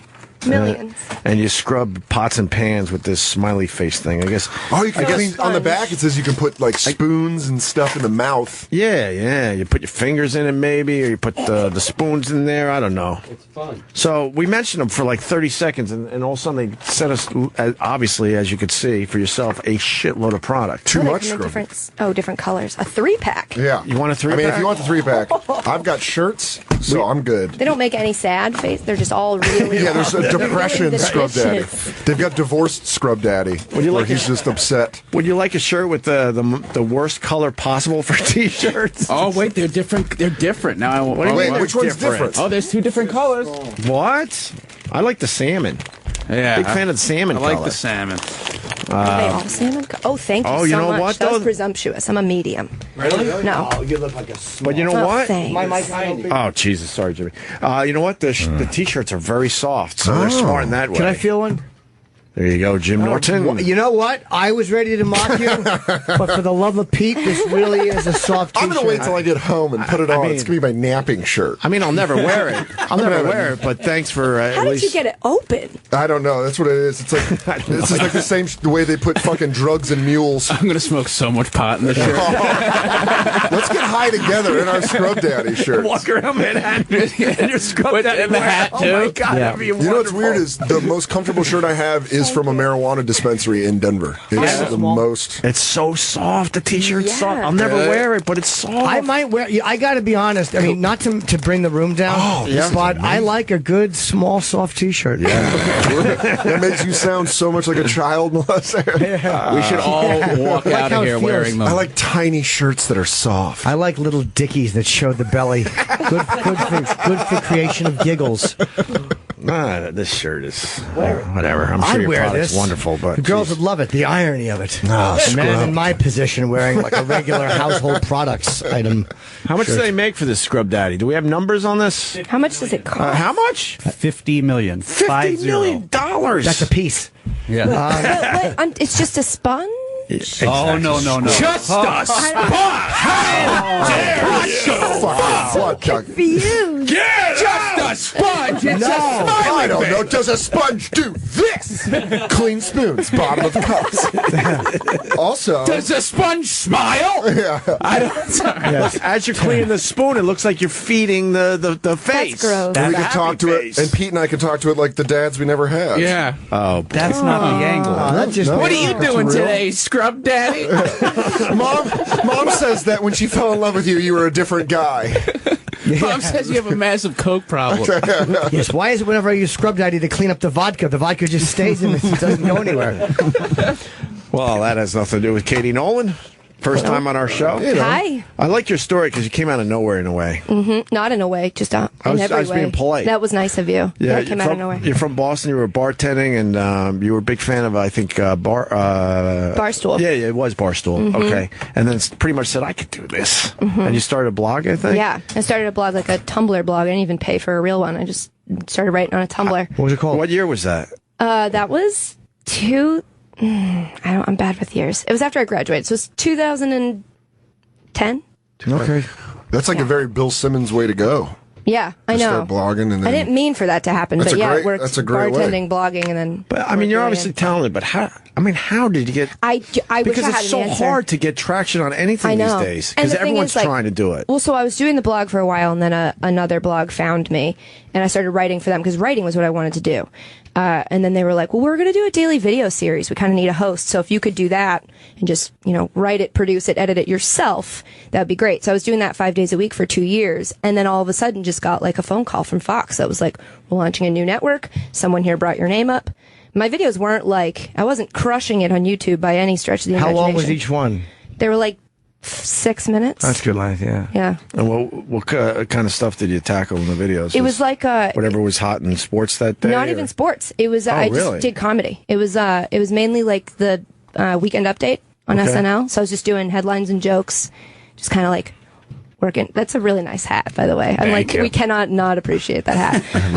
It looks like a child's first fishing trip. Yes, I like Pete. I don't like it. Without me and Daddy are going to catch some salmon. Oh my God! He told me to wear the hat in case we get lost. Right. I hope you go hunting with Dick Cheney in that hat. I like how you lost confidence in that we were going to laugh at that. No, I kind of figured you wouldn't because it was basically just an orange hunting hat tie-in. There really was no tie-in whatsoever. I liked it. It's not centered. That's the best part of it. It is actually. It's Pete's skull that's crooked. Are you familiar with forceps babies? I'm actually very sick. Pete was pulled in an aggressive manner. Yes, using head forceps. Interestingly enough, he was supposed to be a partial birth abortion. Then he made it. Our little Pete. I love Jimmy's laugh. The new laugh is back. Yeah, the new laugh premiered. It was a big hit. I have a very random question, and it's probably wrong. Go ahead. Mm-hmm. Were you ever working for the Red Sox? No. Okay. Oh, her. No, not yet. Sorry. All right. For some reason, I don't know why I thought that. So from Probably another bartending, brunette. Bartending the blogging to Fox. yeah. How many years was that? So what did we just say? 2010 was the blog, and then Fox was last 2 years ago. So And in it's 3 years. Yeah, Are you doing well on Fox? That's amazing.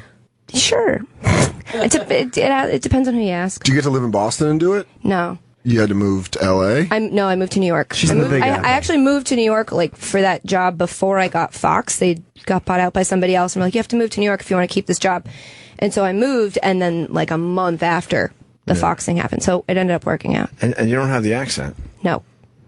That's a tough one on a lady. Boston's a tough one. Long Island's a tough one. And Boston is a tough one.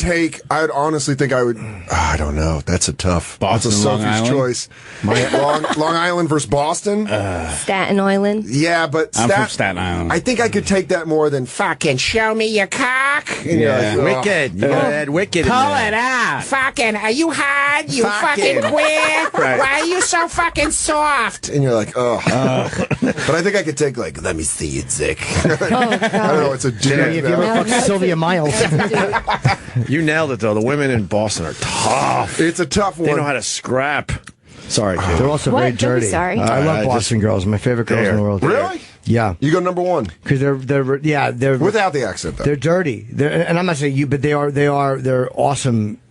And Philly, and you've mentioned Philly girls. Just Philly all girls, talk. I've got more sexual this. vibes from fucking Pete and Dan than I have in all my gigs in Philly. We'll put on your scrub daddy hat. Let's get at it. I literally Get it on. I've bombed sexually in Philadelphia since 1990. In Boston, I've had good success. I like those girls. a I lot. will say, even though the accent's terrible, they do have the greatest like vibe. They are fun. They know how the to- most fun to hang out Fun. with. I was They're going not to say they know how to teasers, hang. they're legit. They're a good hang. Yeah, it's just like when you get a thick South Shore accent. It is difficult. Yeah. Yeah, I worked hard to not have that. My Did you have parents to shed it? No, well, my parents are from Newton. In Newton, they've got Snooton. pretty thick ones. Snooton. That's where Joe List is from. Yeah. Joe List is a friend of mine. Joe, listen. Excellent. That literally would be the worst fact to tie in, even if we were talking about Joe List. He's our last comic standing tonight. All right. Cool. I think. I'm not watching. Good plug. Good plug. She mentions Newton. That's where Joe List is from. Off of Route 9. Yep. And There then you go. but I grew up in Framingham, and for some reason the accent Framingham. skips. Bob Levy got a burger there once. Oh, God damn it. Why Was did I it- bring up Joe List trivia? Was it at Ebenezer's? What's that? Not Huh? a thing anymore. I know. They I know. closed down the Ebenezer's. Right by the What's train that? station. I got some All right. Framingham knowledge. Pete Davidson. You're from Nice. Boston. Going local? I want to bring up some shit about you. Uh-oh. What the Opie fuck? says it's possible. He says he's a fan of, ready? Oh, The no. Patriots Yeah. Oh no. The Jets. Oh come on. and the Bills. And a little peek at Miami. What about the Dolphins? Yeah, he's Okay, yeah. thinking So you about just the pig. love the AFC. But that's what I said. Can I at least try to explain? No. Once again, I'm a radio guy, so I've Are you? traveled. Is that what you do? I've traveled. So, brought up on Long Island. So there you go, Jets, no brainer. Then I went to Geneseo and lived in Western New York for 10 years. Bills. When they were in the Super Bowl. So you just wherever you are, you're just a team chameleon. You're here now, so you're that team. It doesn't work with baseball, basketball, or hockey, Katie. So you just like football, I think, And like then the I- sport. And then I went That's to what I tried Boston saying. when they were in the Super Bowl and did some time up there radio-wise. That's Fair front running. weather. Yeah. No. And then I married a girl from Philly, and they're not into the Eagles; they're into the Dolphins. So I take a little peek. A little peek. I'm not a Does the fan girl yet. from Philly sleep with you, or do you have the same look? What do you mean? Oh, You yeah. said that in Philly he's been striking out forever. Does she? Yes. Yeah, it's my wife. Yeah. Congratulations. Thank you very much. It's a fair question. A lot of couples don't have sex. That's what I've been It's told. fair. Fair So- question. They get married and they just hold. Absolutely. So that is why I like a few teams. It's and now not a with, good explanation. And now with Geno Smith, here's the good news. I still got 3 teams. So you thought Geno Smith was what made the Jets good? No, I'm with you. I don't think this is as bad as everyone is saying in the papers today. Yeah. I really don't. I don't have any faith in Geno Smith. Nobody did until he got hurt, and now it's like our franchise. No. No one has ever called Geno Smith a franchise quarterback until yesterday. At the end of last season, they said he was the worst starting quarterback in the NFL. He's fucking terrible. What sucks is the Jets' defense is sick. Yeah. Could you They have believe a he got his sick defense? I felt bad for the Jets because he had his jaw broken. Usually they have to wait till week 3 to announce their season's over. Shit should be in the paper. That shit should be Somebody in the paper. crossed his own Someone tweet. fucking That shit should be in the fucking paper. Did you tweet that? Yes, I did. Did you tweet it last night? Yes, I did. Sponge Daddy. Yeah. You fucking own that. Katie's laughing, but shit. that's some page 5 shit. What do you got? What do you got? What do you got? 20 years in the biz, motherfucker. That's right. That's experience and hard work and dedication. Putting the pen to paper. 5, although they added a dash. Constant writing. Constant. They added a dash to his tweet when it made page 5 of the paper. Yeah, today, though. bro, they broke up 2 of the words. It's just sloppy. Yeah. Who Don't am you I hate to when they do that? I do, but who am I to complain? Oh, God. Yes, I'm still an Islanders fan, even though they went to Brooklyn. I will be watching. They're in Brooklyn now? I will be Next going to more year. games because of that. Yes. Also, Joe List is from Whitman. What do you And think? screwed up. What do you think of Tom Brady? The NFL saying, "Look, Love we're Tom not Brady. fucking backing down." Oh, you're gonna get? Yeah, of course she's gonna I defend know. Tom Brady. It's not fair because, like, I have very smart, reasoned takes about Deflategate, but because I'm a Patriots fan, Yeah, it's no out. one wants to hear it. Let me hear it. Let's no, hear I it. just We got a national audience. He's Let's hear it today. innocent. You think he's completely innocent? no. I think what he did, every quarterback in the NFL does. Yeah. And have said as much in any interview they've ever done. But that's a speeding. That's a speeding argument. But he's if Tom you get Brady. caught speeding, you can't say, "Hey, everybody else was speeding. I was going with the flow of Absolutely, traffic." which is why I think it should have been a one-game suspension. I actually think you can. That's what my dad taught me. What? Is that wrong? Going if with you the flow of traffic? you can go. I'm keeping up with the pace of traffic. And the judge will go, "Officer," and he'll go, "Well, I just clocked her doing 85 in a 30 zone," and they'll go, "We don't care about the flow of traffic. You're the one he got, and you'll get your ticket." Oh man, Trust that me. sucks. Sucks. I played a Who police goes 85 officer. and a 30? Well, a lot of people do. Why do they have I had no rules answer. about the football anyway? Who gives a fuck? Why do they let them handle their own football But that's- if there's rules about the But football? here's Like, this is a here's the referee football. issue. Do whatever the fuck you want with it. They should Why let the not? other team handle it. They, That's not they bad. put a piece of old dynamite in it. What are they playing? The fucking Wile E. Coyote? But like, if anything, the Wells report just exposed that this rule that they think is so about the integrity of the game, the refs don't even know how to enforce it. They have 2 different gauges that they're measuring with, and they're not keeping any sort of consistency. And now that it matters, Well, there's a ton of shit like that, like the Des Bryant rule. What are you doing, Pete? I'm feeding my scrub daddy. Putting his dick in his Yeah, mouth. you went real fucking castaway with that thing. Yeah. You're treating that thing like it's your only friend. It's my buddy. It's on top of his coffee, and it's got like a little cashew. My cashew. Oh, shit. Raw, are you going to eat all of those unsalted. cashews? Yes, I will. And the ones I don't, I insert into my urethra. Nice. So, Katie had a great tweet about. I think I have to explain it. Okay. But about the Spygate thing. I'm Oh, sorry. God. Yeah. What is it? Not Which one is Spygate. What did was it say? about I'll the, take it to explain it. Yeah. So Stephen A. Smith had blamed women. Quite frankly, I don't understand how you can't. Right, in the whole Ray Rice situation. And so when the idea came out that Tom Brady had destroyed his phone, Katie wrote, "Did Stephen A. mention whether or not Brady's phone was asking for it?" Wow. And Is that on page 5? That's smart. That's page 1. That's a page 11er. Oh, Jim's jealous. God damn. Why take such negativity and put it in the paper That's when you some can have smart a shit. fun... So, yeah, he was he annoyed at your tweets? I don't know. I don't know. What I hate now on Twitter is like if you write a joke about Stephen A. and everyone's like, "Oh, what are you afraid? You should mention him." I'm like, I'm not afraid of Stephen A. Smith, but I don't mention anybody whose name I. What a weird person to be afraid of. I know. Yeah, exactly. I'm only scared of one person. Stephen A. Smith. Stephen A. I'm not scared of a guy who's on television that really all the time. scares me. Yes, But can't do anything. A man with a thin oval head who might yell at me. Who teaches? Did Fox Sports have a problem with that tweet? I would imagine you got a call. No phone call. Nothing. I don't think they read my Twitter. Like I don't think they know. It got 1,000 retweets. Yeah. That's a pretty big deal. Well, that's a criticism of something somebody else said. I think that's fair. Comment. It's kind of my job. That's right. Kind of my job. Do you want every day? Keith Olbermann, when he would say things about other people, then, Oh, but that guy just brought it. He told it like it was. Oh, when Imus was there, he talked to his bosses behind the scene. ESPN's a lot stricter than Fox Sports, which could be because Fox Sports just started happening. So if they start getting mad at people for things like that, they won't probably have and anybody Disney left. owns That's ESPN. what it is. Yeah. Disney owns ESPN. And Keith Olbermann's an asshole. Yes. But it's also across about the board. sports We all know relationships. that. It's about like ESPN is not going to go after the NFL because they have a deal with the NFL. Yeah, it's the toughest. It's actually the toughest part about working in sports is who you can and can't make That's fun such of and how bullshit. far you can. It sucks. But when are you play on? by Are the you on every rules. day? No. Well, we were Sundays at 9:30. We're on hiatus right now, so I don't know what day we're coming back, but we're coming back in September. What's the name of the show? Garbage Time with Katie Nolan. Wait a minute. Do you tape that? Embassy Row. Yes, you tape that in the studio that they did, the same building they do. Guess Watch What Happens Live. Yeah, but they have like a normal size studio for television, and That's we have tiny. a closet. I've seen your studio because I'm doing something and I was shopping production, and I loved Embassy Row. I loved them, and they showed me, and that's how I know the name of your The show. tiny little Because when we did closet. Garbage Time, it's literally half of a small room. It's and like the other half they do you something could else. fit 4 in this room.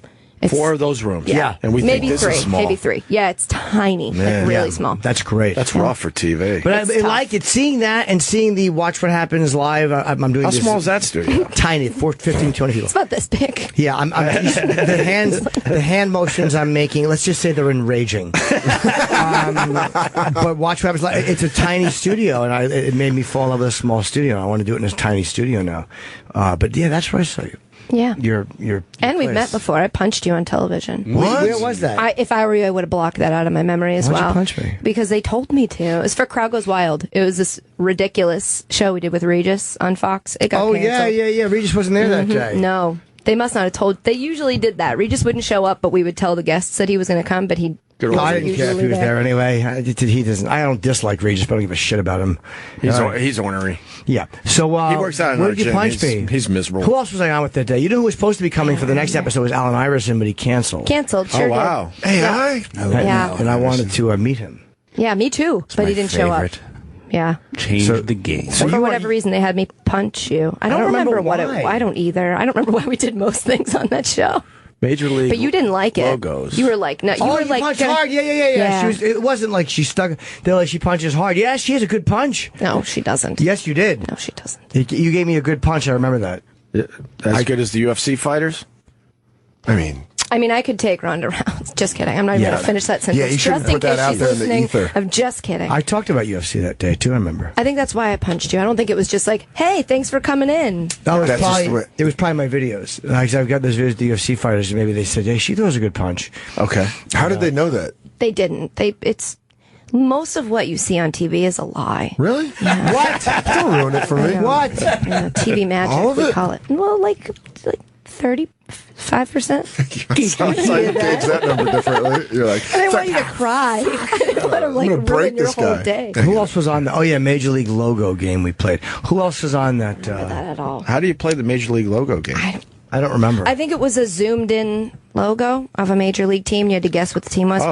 I don't know. That was every day. That show was every day, and it was a lot of games. A lot of games. I'm having so Pete's much loving fun his with Scrub my Daddy over Scrub there. Daddy. Pete, how can we bring you in? What can I talk about? he that really will is. make I you feel wanna like talk? he's my son, and we're just here, and I'm like, hey, just No, entertain you yourself. can't like leave things around for me to play with. You have a SpongeBob shirt on and a fucking orange hat on, and you're just playing with a sponge. Sponge. There's not any way more for me to feel like there's a child in the studio. Yeah, exactly. Unless you had an erection. Let's give Pete a chance. You got a question for the Yeah, Katie Nolan? Oh God. Sure. From Fox Sports 1. I got a whole array of questions. One Go on question. now. I've been sitting on. One question for Katie Nolan. That'd be great if you pulled out Any a question. paper. Any question. Let me start with this. Yeah. Political affiliations. What do you think the Giants are gonna kill it this year? Right? Yeah. Go Giants. Did you want me to answer? I'm a big Giants fan. Are you? and Is that how Staten Island? Is that Giants typically? I don't Yeah. understand how it works with two teams. I in think one when your state. parents Staten are Island's divorced, more you go for the Giants. Giants. Is that? When your parents are divorced in New York, you have a connection to the Giants. Okay. Or that's just what I tell I thought that myself was to make it Jets. okay. No, what do you think about Justin Tuck blowing off his? Oh, that's not just Tuck. Pierre Paul blowing off his fingers. I thought it was stupid.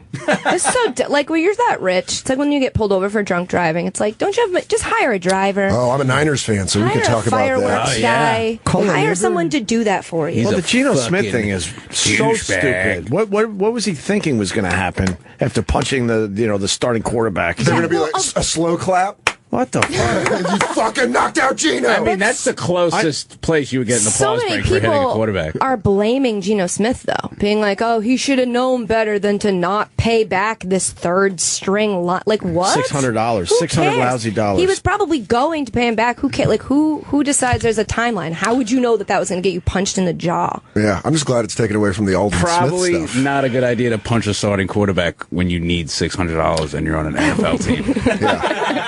It's insightful. Yeah. It's just like I need $600. Who's the worst person to punch in the room?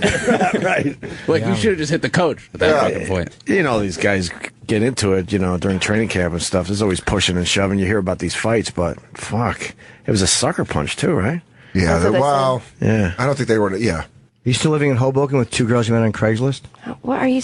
What? Does it say You that live in on a piece of Hoboken? paper? Is that not two true? girls you met on Craigslist? Well, I did. I moved out. Okay. I moved out of that apartment. Did you get your own place? Yeah. Are you still in Hoboken? Moved in Yes. with Craig. Do you like Hoboken? Yeah, well, I like it because I'm I sound like an old lady. I don't like paying rent because it just feel like you're flushing money down the toilet. So I wanted to buy somewhere. I couldn't afford to buy anything in the city, so I bought a condo. Give me a scrub daddy.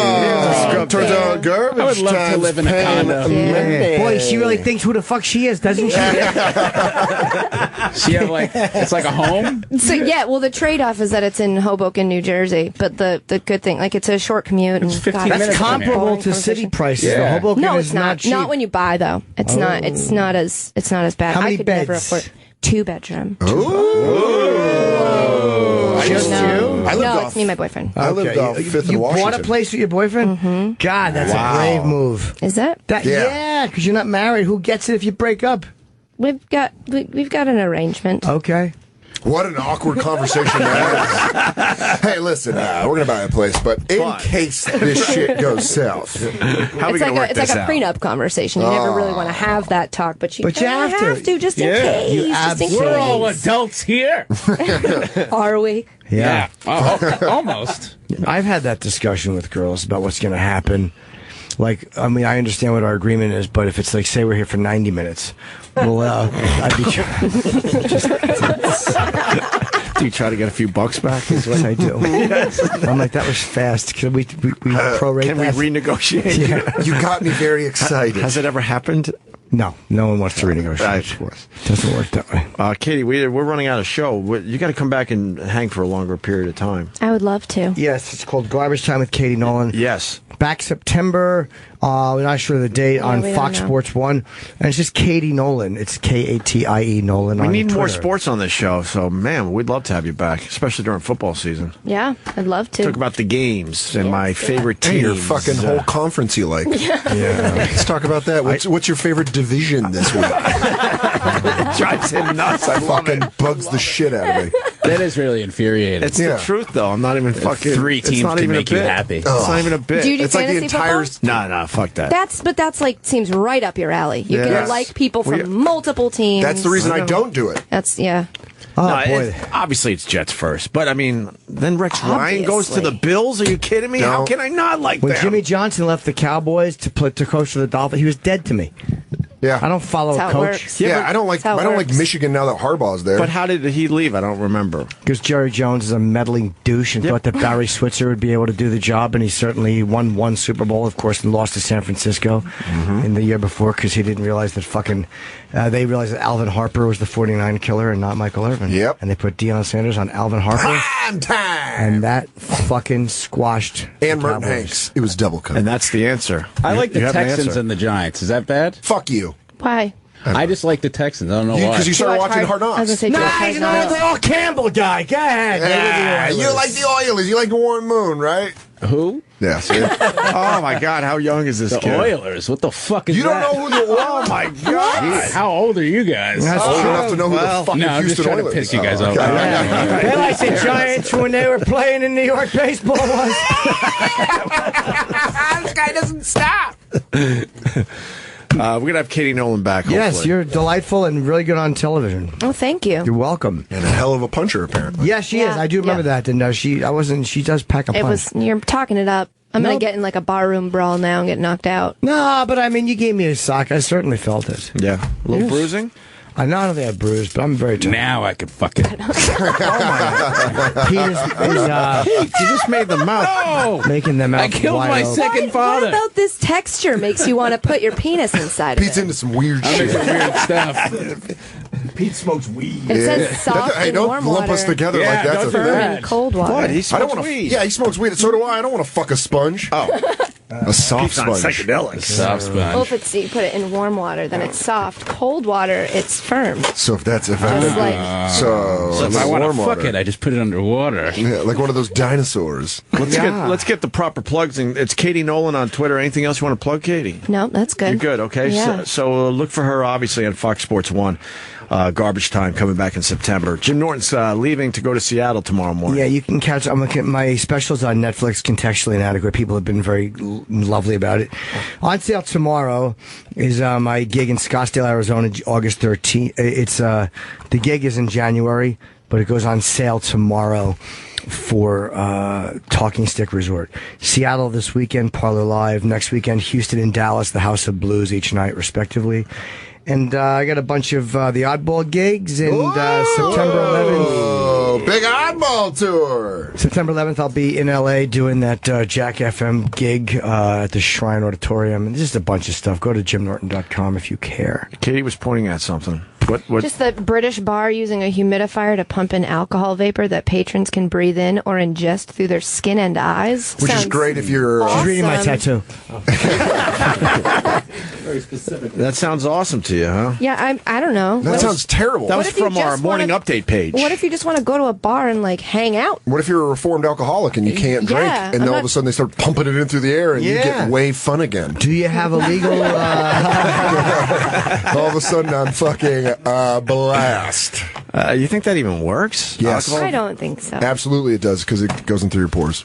Dan I've looked Is that Soder. science? Is that science? I don't know. Thank you, Dan Soder. Where are we at? I'm going to be at the Sacramento Punchline 17th through the 19th of September, and then the following week at the San Francisco Punchline. And let's not forget about the Bonfire. The Bonfire. He does a show called The Bonfire. On Comedy that? Central Radio. It's a radio show. Okay. From 6 to 8 p.m. Two on very Mondays funny and Wednesdays. guys. Me and Big J. Okerson.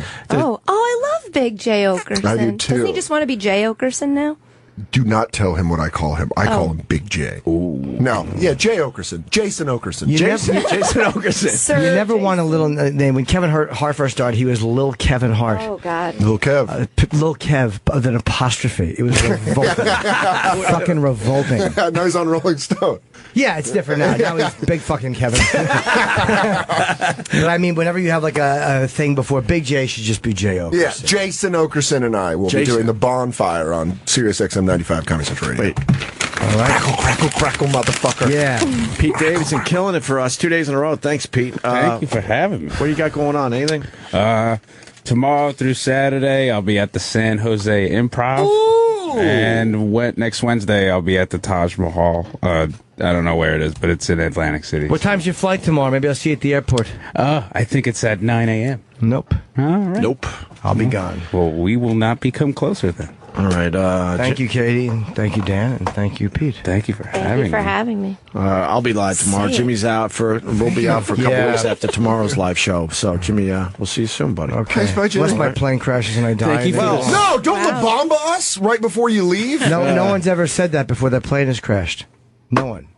It never happens. Okay. And Jimmy's doing his advice show today. Oh, yeah. At 3 o'clock on this channel. And then tonight we got Race Wars with Kurt Sherrod. Metzger and Sherrod Small. Yes. Thank you for the scrub, Daddy. Strong hands, Sherrod. Take as many as you could carry out of here because they gave us a lot. A lot of scrub daddies. Goodbye. See you tomorrow. See you tomorrow.